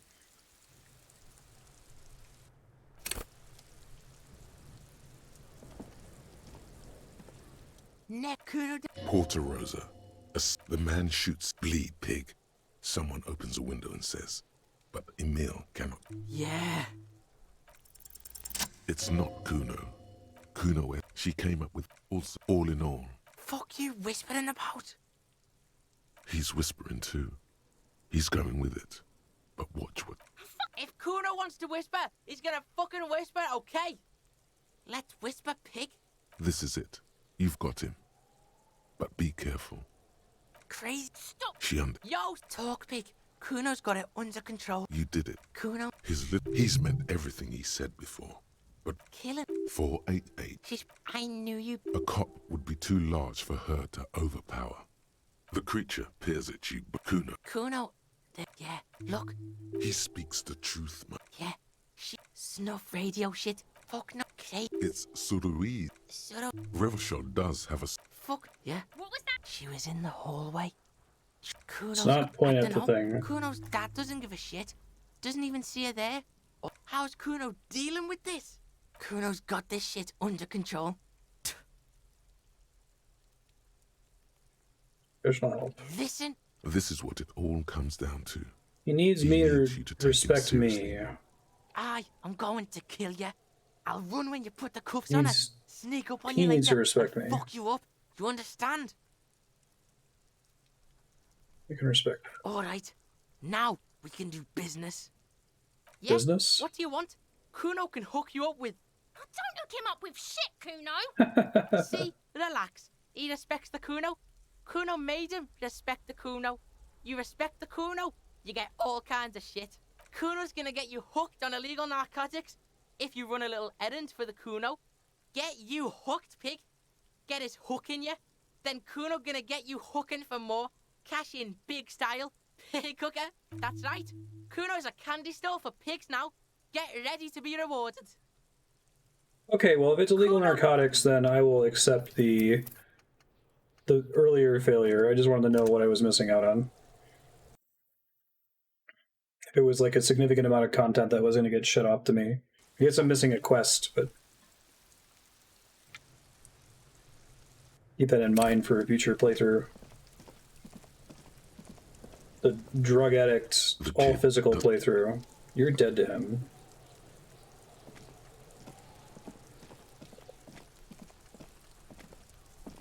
The janitor closet, right? There's something in the back.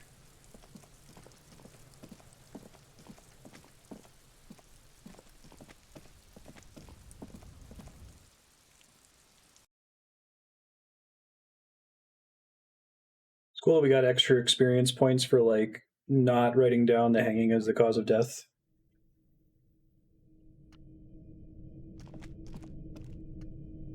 Okay, I think he's just pointing to the fact. Maybe if I hadn't already found this place, this would be my chance to go in here for the first time.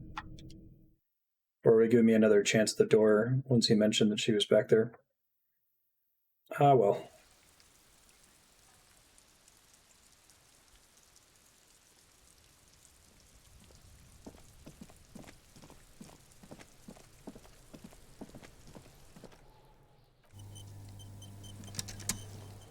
girl is ignoring you. It's like you don't exist at all, as far as she's concerned. That's fair. My bad. Refrigeration company, real? East Delta Commerce Center. This must be the name of the doomed commercial. Silence. No one answers the doorbell.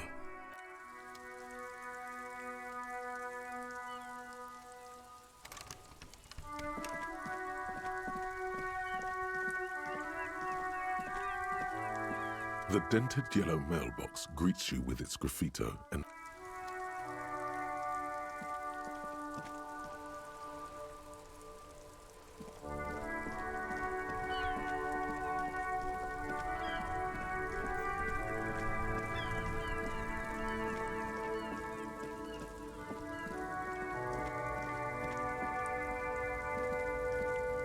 Looking for something?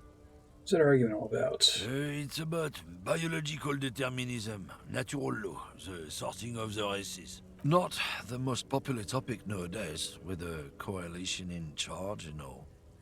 You might want to change the topic. That is, bury your head under the sand like common sheep. You're just a racist. Makes sense. I'm not just racist. Look, I've read books. Huh? The Fuck this science guy. of racial theory has all been proved, even if some people don't want to accept it. People who've studied these things say that we are superior by design. So, naturally, we Occidentals should be in charge. Obviously, you can see the merits in that. Oh? Yeah, I think I can get down with racism. I'm not down with this. Why don't you go fuck yourself? Don't push your luck, runt.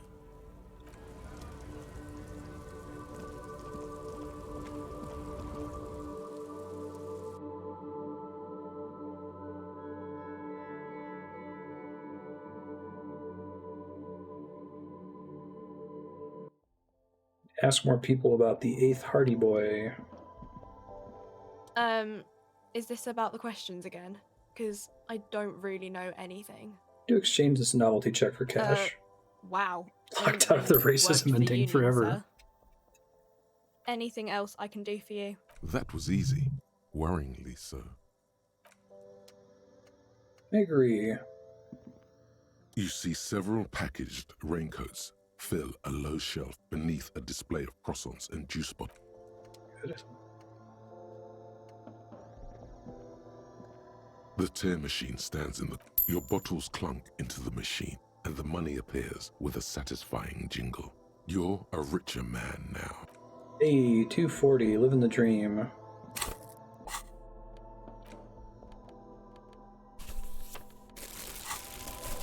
I gotta carry my trash bag with me all the time. Alright, so I have enough money for tomorrow's bill, so that's good. I got people to talk to, I think. Today's been a really productive day.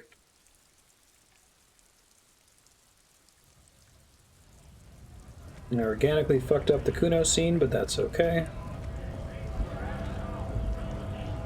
Right to work! Right to work! When When a a bunch strike? of ungrateful, lazy cockroaches can't get their act together, decide to block honest work for other people. Beats me. They mumble nonsense about boardrooms and workers' rights, while we have the right to work! There's something odd in the way he carries himself. His set of clothing looks vaguely mismatched. The different pieces of the attire seem ill-fitting.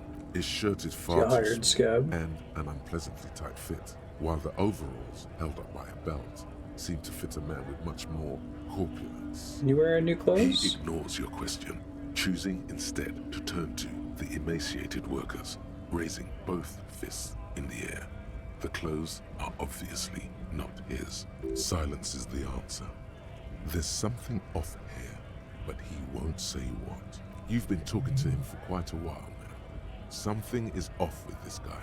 Ask him where he's from. Where are you What's from? it to you? The investigation. Am I a suspect? Done no crimes. I only fight for the rights of people. We're all workers, right? workers stick together. Came from the eminent domain in Jamrock. Backgrounds in odd jobs, heavy lifting, cargo hauling, bouncer work. I know the drill.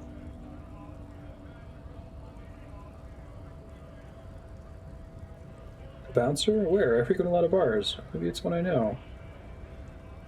I don't really drink. Worked at Territorial. Ring a bell?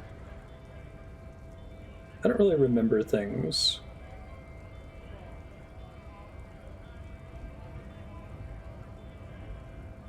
Uh-huh. It was a long time ago. What's it to you? No, don't think we've met before. We're all workers, right? Worked at Territorial. We're done here. I have a strike to break. Interesting. Right to work! Right to work! Shame on you! Things are busy enough. You're going to waste less of my time? Maybe. The man oozes stark skepticism. What's it to you? Big mess caused by union greed. We're all workers, right?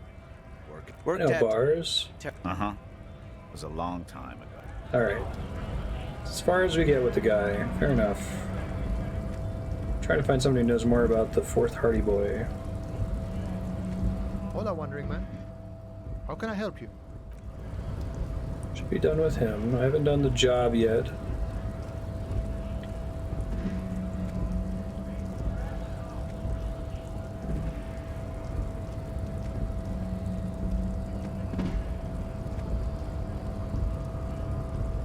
The unpromising race pupil returns. I am not the first line of defense. I am the last. In addition, these so-called Hardy Boys are an effeminate clique of bodybuilders. Their company is spiritually degrading. You pick up on something artificial in his tone, like he's putting on an act. This is unlike him. He is usually more himself. What have you got against them? Fine. Oh, tell me all about her. Recently Perfect. fallen under the influence of a possibly sexually perverted female vagrant and a narcotics peddler. It's shameful. What do you mean? Find out for yourself. Endomorphic blob.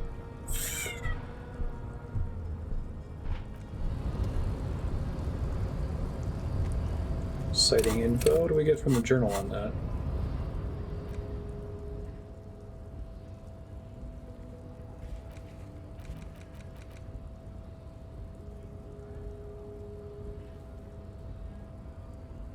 Get a working firearm that shoots 446 ammo.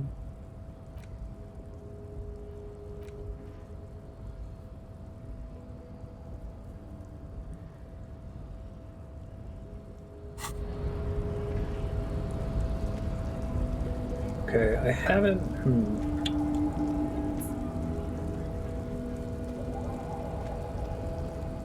I haven't met Renee yet, have I? I don't think I did. I don't remember where I would have met them if I didn't.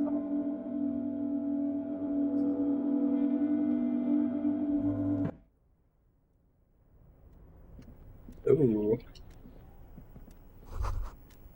Wonderful. Giant ass print on the pillow. +1 XP for that, presumably. The already familiar cold touch of plastic welcomes you as you pick up the handset. The machine swallows your coin and seems to be waiting for your next move. Let your muscle memory dial a random number. Your fingers run over the dial pad. 005. That's the dialing code for Revachol. 4952. And a moment of hesitation before entering the final numbers. 993. Calling. Calling. Still calling. Then. Video Revachol, 24-hour video rental. We rent 8 and 10mm film for home use. This is Lummy. How may I help you? The voice of a youngster Thanks. on the other end sounds as enthusiastic as that of a man walking towards the gallows. Video Revachol is a 24-hour video rental. We rent 8 and 10mm film for home use. This is Lummy. You know No. me? Where's this place to Sir, me? I don't know. It's a video rental. Maybe you rent videos here. Why did I call Maybe you? you called to extend your rental period? Do you need to extend your rental period? Do you have anything on my name? Let me fire up the machine. Dubois. Dubois. Here we are. You haven't rented anything in 5 years, but you still have a copy of Blue Ocean Hell from November '46. Whoa, not a fun film, that one. What film was that? Ugh, it's not an easy watch. After the death of his daughter and subsequent divorce, Ziemsk immigrant Egidius Wojcik tries to come to terms with the onset of dementia. No wonder no one's been missing it. Still, it would be great if you could return it to us. We're on the corner of Voyager and Maine. The call is terminated by the other party. You're left with the discomforting sound of the disconnect tone. I should ask the cryptozoologist lady. I had something there for a second. Where'd it go? Someone is habitually chilling next to the radio. I'm gonna head back to her really quick and see if she has new dialogue now that I've actually used the phone. I've got all this money I can spend, sort of.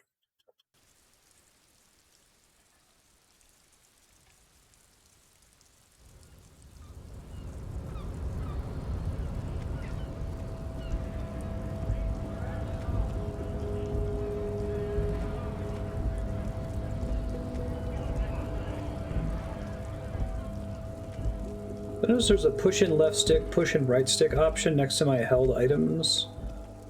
Does that do anything, or do those items always show up in, like, inspect dialogues if they're relevant?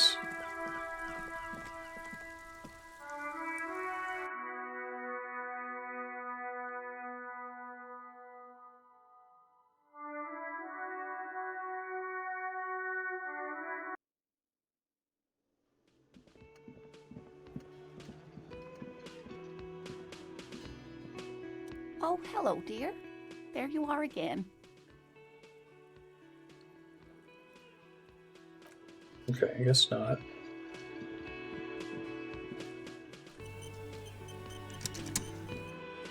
I've got nothing to say to you. Hey guys, what's up? Looks like the circus left town, but the clowns are still here.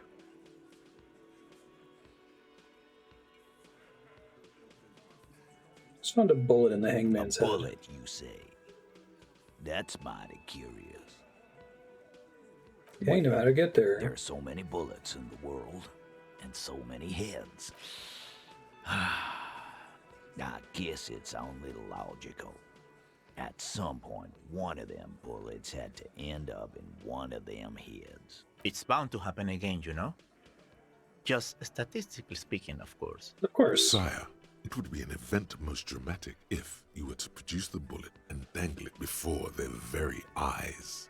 That seems like a bad idea. I think he's gonna snatch it from my hand. You know what I think? I think he was shot in the head as a kid, and his brain grew around the bullet. Around the bullet, man. That's a good one. All the goofing around is to avoid lying. It's a technique. They're only pretending to enjoy this.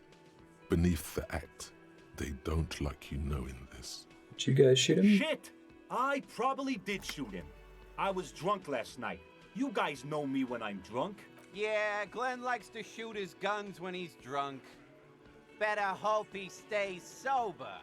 Or he was hanged. Before, after, during. This is getting ridiculous. They told you what happened. Stop wasting your time. Wow!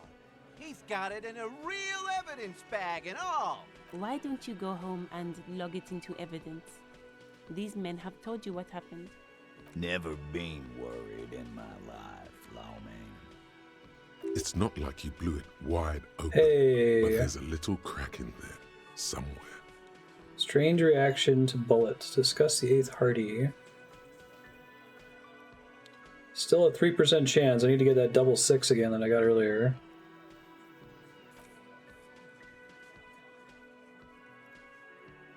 Presumably I'm only going to pass that with an enormous circumstance bonus. Looks like the circus left town, but the clowns are still here. Again, just get the dead guy's autograph, since you're his biggest fan. Good one, Titus. Just arrest you. Yeah, lawman. Why don't you? It's almost an anthropological sight, watching him try to assert dominance over you. Not in the arresting mood? The little rat-faced man reaches into his sleeve. There's a knife in there. Some of the others reach for their belts. Are they reaching for their belts? Guns are stocked between the belts. 3, maybe 4 firearms. Although Fat Angus might be just pulling up his pants. Not sure. I hope I saved before this, because this looks like it could lead to my death. Look, Cobb. I know you think you're doing your job here. But there are 7 of us. And just 1 of you. The bore's the size of your eye. I can almost see the stars.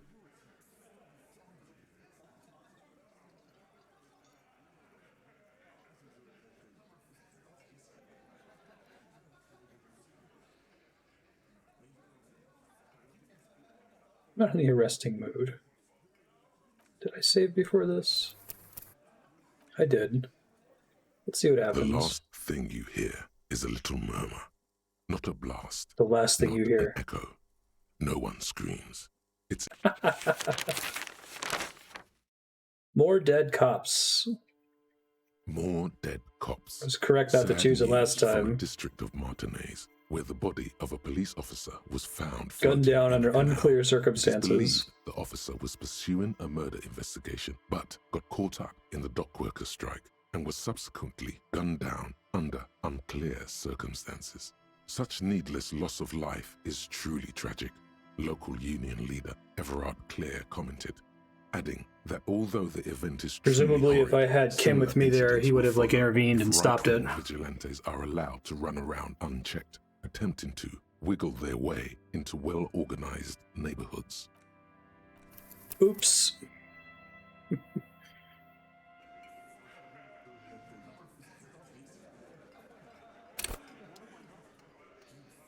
Looks like the circus left town, but the clowns are still here.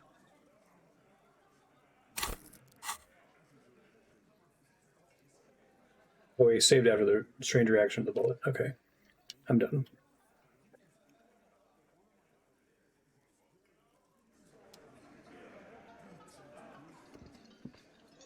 I've got nothing to say to you. No one else has anything new, I don't think. The man ponders his cooking utensils and gives you a little nod.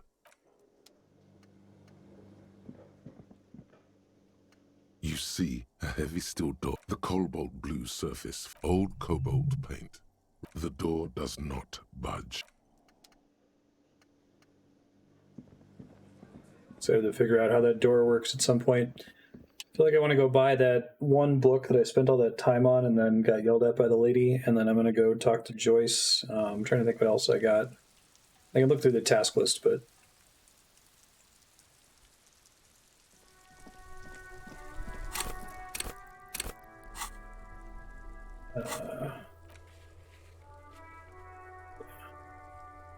Godly authority...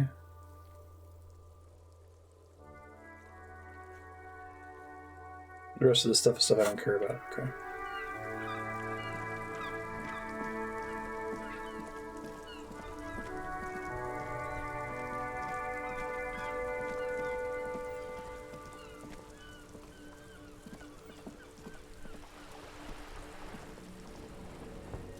We are still waiting for a replacement for the bull you sent sinking. Yes, the Debardeurs Union pays me to stand vigil during the nights. Not out of any political allegiance, mind you. I'm an old man. Don't sleep more than a few hours every night anyway, and money is tight. He feels like he has to justify himself for some reason.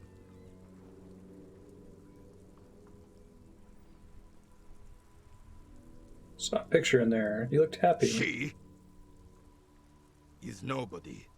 This is none of your concern, and I refuse to discuss my private affairs with the RCM. The lady is Jeanne-Marie Beaulieu, And she sure as hell wasn't a nobody. Must have seen something in there of the murder. Yes, it does. Unfortunately, I wasn't working that night. Been on a 2-week leave since last Monday. Who was working your shift? No one. The boss has been on man since last Monday. There's no other girl. Yeah, right. It's just me. Who's this in this photo I took from your booth? Yes. It's not actually an issue. I mean... Look, officer. The container yard doesn't actually need a guardsman. Never had one before René. Monsieur Claire had that booth built specially for him. It's mostly decorative. Decorative. The possibility of someone being in there is enough to discourage any ill-minded individuals. Evrart created this job for René because he knows the Royal Carabinier's pension of honor and PTSD isn't something a man can live off.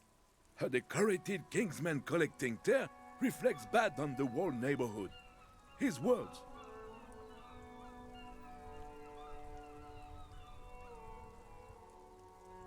God. Oh yeah, I have the bag.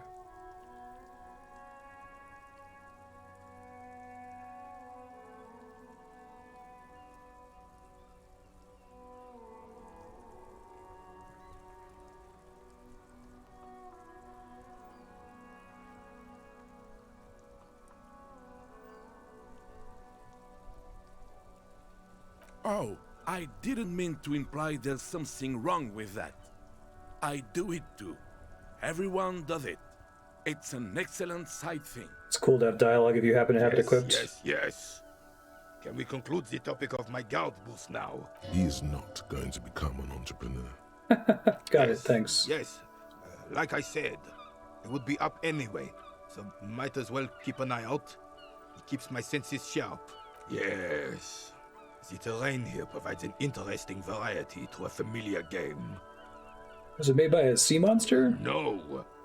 It was left by heavy artillery fire. Be cool if you had the sea monster glasses. By what?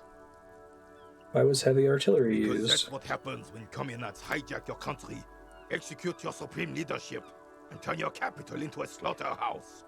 You use heavy ordnance to clean up your home. When did you use artillery fire? Sadly, no. It was the foreigners who brought them to their knees. We fought valiantly. Too valiantly. So valiantly we got licked. Should have fought dirty, like they did with their suicide sex cult propaganda and mad anarchist women strapped to shrapnel bombs. We didn't so, and we lacked caliber. God bless him, but the suzerain's cannons simply weren't big enough. It was probably a bit more complicated than that. Chosen a place away from people and This buildings. place is the damn beachhead, son. They had to soften the commies up first. Yes, the military coordinated amphibious landing to take back Revachol. Martinez was used as one of the 3 footholds in Revachol during Operation Deathblow in 08. The other 2 are off in Stella Maris and the Delta. Not thoughtfully. This here is Blood Ground, where Coalition boots first made landfall and cleaned those rabid dogs out. Most likely, we're playing pétanque on their mangled corpses. Blood ground. You got old René going there. Like he isn't hungry enough already. Explains all the war Son. damage. They laid the fire of hell on the city before they stormed it. And it worked, too. The rest of the city got cleaned up, but Martinez they keep as a monument. And now the Union Socialists are practically running the place. Well, it's your own damn fault. You, we, the coalition, Revachol, whoever you want to blame, never finished the job. Officially, the party never surrendered. Of course they still all influence. You don't even begin to truly understand the players on the table, let alone the specific circumstances surrounding the... What do you think? I'm gonna piss him off. Opinions on these things. Present one.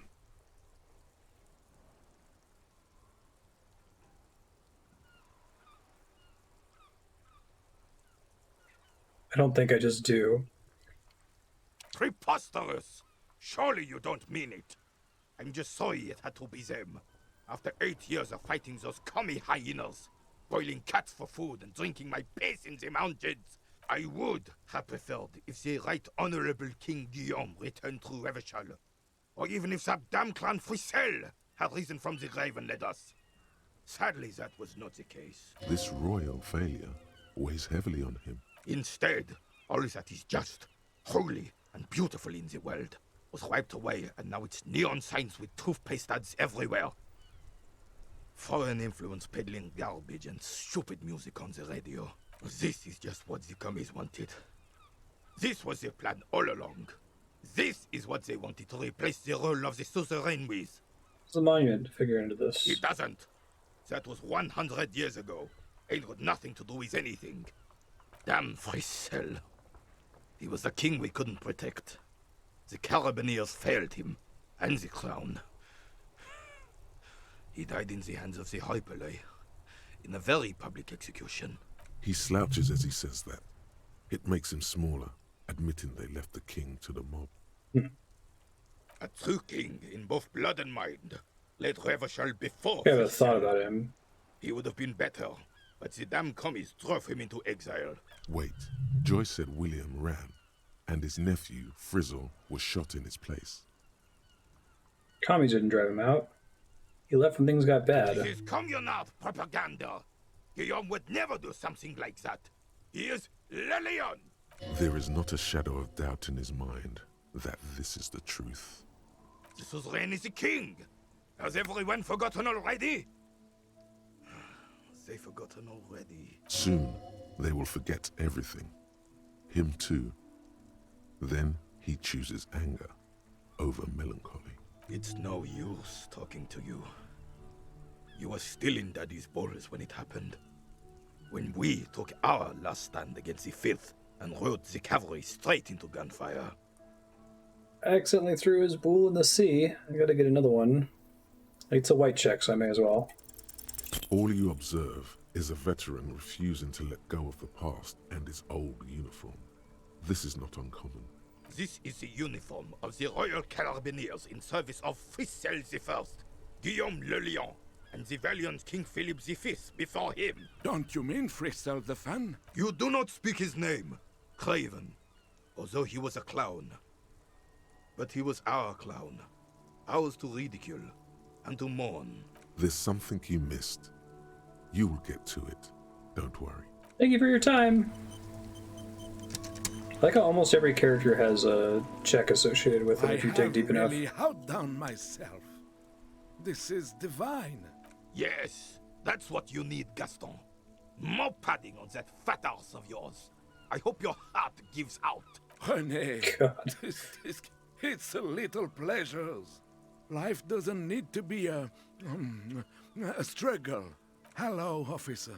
How might I be of assistance on this fine day? You mentioned his wife. Oh, sweet Jenny. She was the finest woman in all of Revachol. Maybe the entire world. Do not defile her memory, Gaston. Let her rest in peace.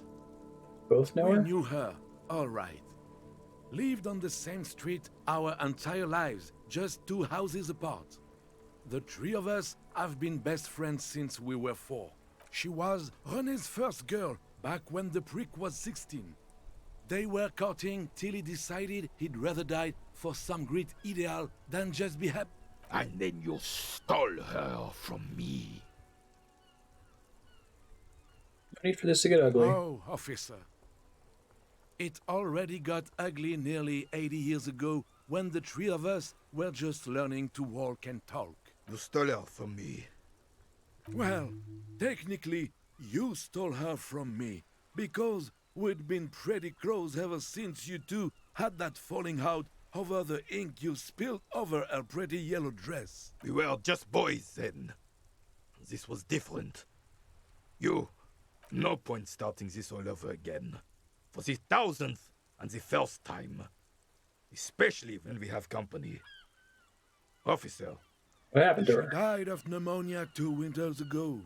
It was a quiet passage. peaceful. René and I were both by her bedside when she... died. No use sugarcoating it. Won't bring her back. Will it now? Departed. Until the very end she couldn't decide between us. The most indecisive woman I've ever met. Why do you think she was She indecisive? could never make up her mind about anything. What to have for breakfast, favorite color, or which one of us to marry. She was always leaving one of us for the other, but never long enough to actually get married. Nothing wrong with weighing your Heck, options. Technically, we're both still engaged to her. You always confused her. Couldn't let us be happy. So Justa with your fancy words and pastries. Pastries. I'm glad the word pastries is emphasized there. Of course, officer. Memories are all we have left. What do you know about the dead Let me man? think. I heard someone was hanged and left on a tree for a week. But that's all I know, really. You know nothing? No, I'm sorry. And I really would like to assist. You are a good guy, officer. I can see that. Then help him, you wimp. You have plenty of shoulder with the Gorge caviar in the Union. Someone must know something. I wish I could, but I just don't know anything. I always keep my nose clean and don't gossip. Everyone knows and respects that. Odd. He doesn't seem to be lying, but there's something off here. Doesn't look like you're holding back. I'm not even anyone.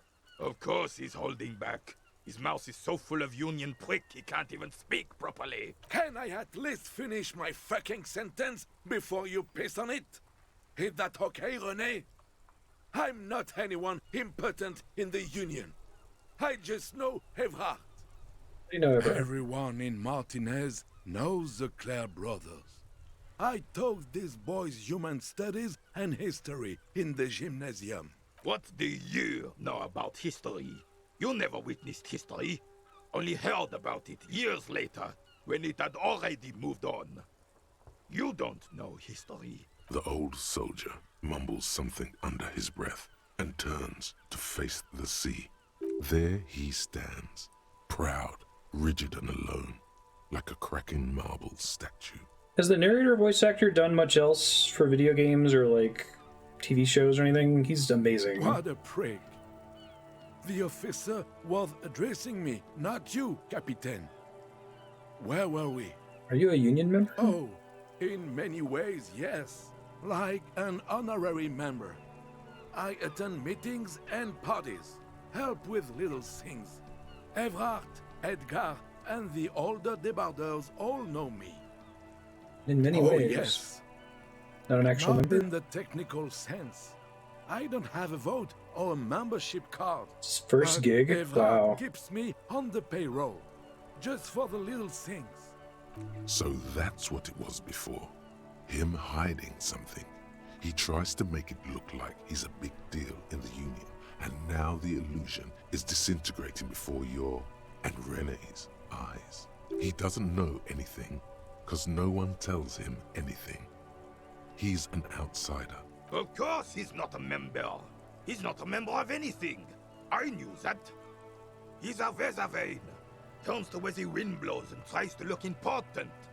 I hate the socialist rabble, but even siding with them is better than living your entire life on the fence. Never committing to anything. Pick a damn side already. The little things you do. Writing work mostly. Occasionally, he needs something written, and I happen to have a way with words, people say.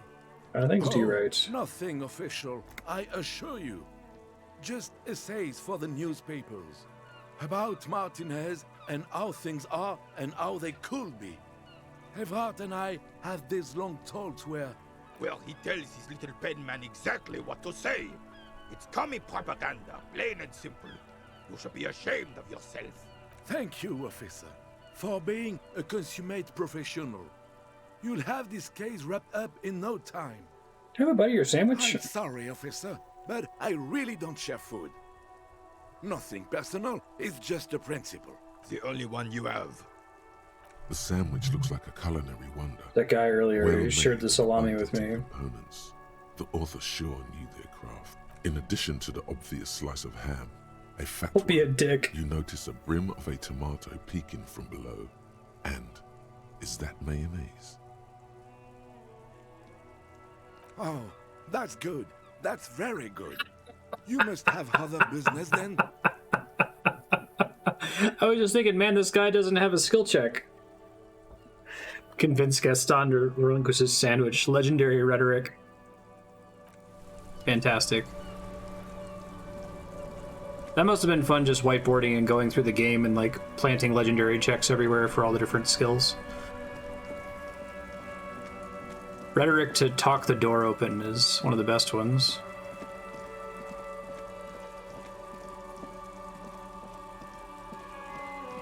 I do intend to go buy that book and talk to Joyce. I'm just getting distracted along the way. Ooh, a piece of candy.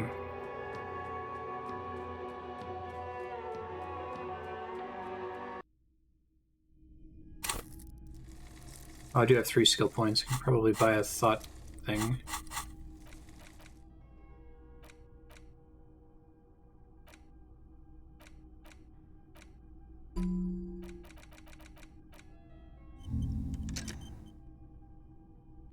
Wanted to do that one before. Hello again. How can I help you? That's why I'm missing gun Sure again. thing. People from Evrart Claire's Union come to check that gun. Maybe. Shady-looking guys came in here yesterday, looking like they'd just taken off their Wild Pines overalls. They asked if I have a police weapon to sell. I told them I already sold it. They went their way. It was a trip, but you know, all sorts of people come here, asking for all sorts of things. Wait, then it might be true. Everart's claims. People as oleaginous as Evrart seem like they're lying, even when they're really being truthful. Where can I find the buyer? My apologies. A needle in a haystack. There is nothing. Sure, man. Hoping she wasn't the one that... Sure. Let me have a look. shot the guy. Check my Anything pockets. else you're thinking of selling? Am I more or less safe to sell stuff in the items list here? Oh god, sell their couple photo? Please let me put it back. Cruel. Maybe not, I'm just gonna hold on to all Another of it. time, perhaps. Wow, a very large red t-shirt with an impressive print stands out from the other garb. Oh yeah? Oh yeah. The print depicts Oh, a yeah. muscled man striding toward you, a giant sword in each hand, encircled by burning embers. Behind him is a cluster of cabins engulfed in flames. Beneath him are the words, Hjelmdal burning. That's a rad man from Hjelmdal t-shirt you got there. This shirt celebrates a false hero, a guardian of the masculine order. Smells like worn cotton, and a little old sweat there. Worn cotton with a side of flea market or trash bin. Sniffing is okay, but please don't try anything on. Can't have you leaving your photon emissions in the fabric of things you're not going to buy. You're not imagining it. Photon emissions? What is he talking about? I doubt the real man from Hjelmdal was as poor a role model as the one in the popular literature. But yes, the books are very sexist, in a not entirely unenjoyable way. What do you mean the man from Hjelmdal is real? I mean, even if the man from Hjelmdal didn't exist before the adventure novels, the stories have made it so that he has. It's simple, really. Totally with you, man. Reality has a way of bending back on itself. Exactly. Cause and effect work in both directions. Besides, I've been to Kotla, though not quite as far north as the Hjelmdal, and watched northern lights travel across the sky. Very unique, energetic tides there. It's for the best, because Hjelmdal is not a real place, and thus he could not have gone there. His theory isn't exactly incoherent, but its logic does Hey, suggest 3 some back-to-back unusual checks. neural activity. Interesting. I get an extra chance to Very, check what drugs he's on. Very unique energies, indeed. Geomagnetic ley lines, one might even say. How much are you selling the t-shirt for? That's very cheap for a printed t-shirt that's still in pretty good shape. Didn't you just give it to me for free then? But why? Some broke cop that I sent to my name? I sympathize, I do. But this is a for-profit enterprise. 2 real. That's very cheap for a print. It's unusually cheap, isn't it? To anyone who is ready to wear it. That's a great line. But why? Just gonna repay you in a different By way. dealing goods, not serve. 2. That's very cheap for. But why? You'll just have to buy it then. But it's not like it. Welcome to Helmdall, officer. Totally worth it. Good choice. +1 physical instrument, +1 shivers, -2 authority. Too old for this shirt. I have to remember that I have these. Visual calculus, suggestion, Inland Empire. Physical instrument. Shivers. Okay, so I can get my suggestion up twice if I unequip that and equip that.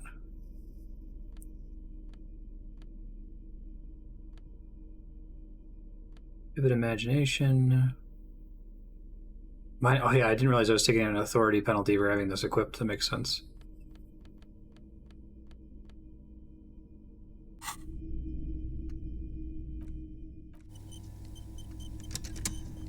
Hello again. How can I help you? Hey. Roy's prices are strange. Roy doesn't sleep. Odd brain activity. Strange tie incident. 83.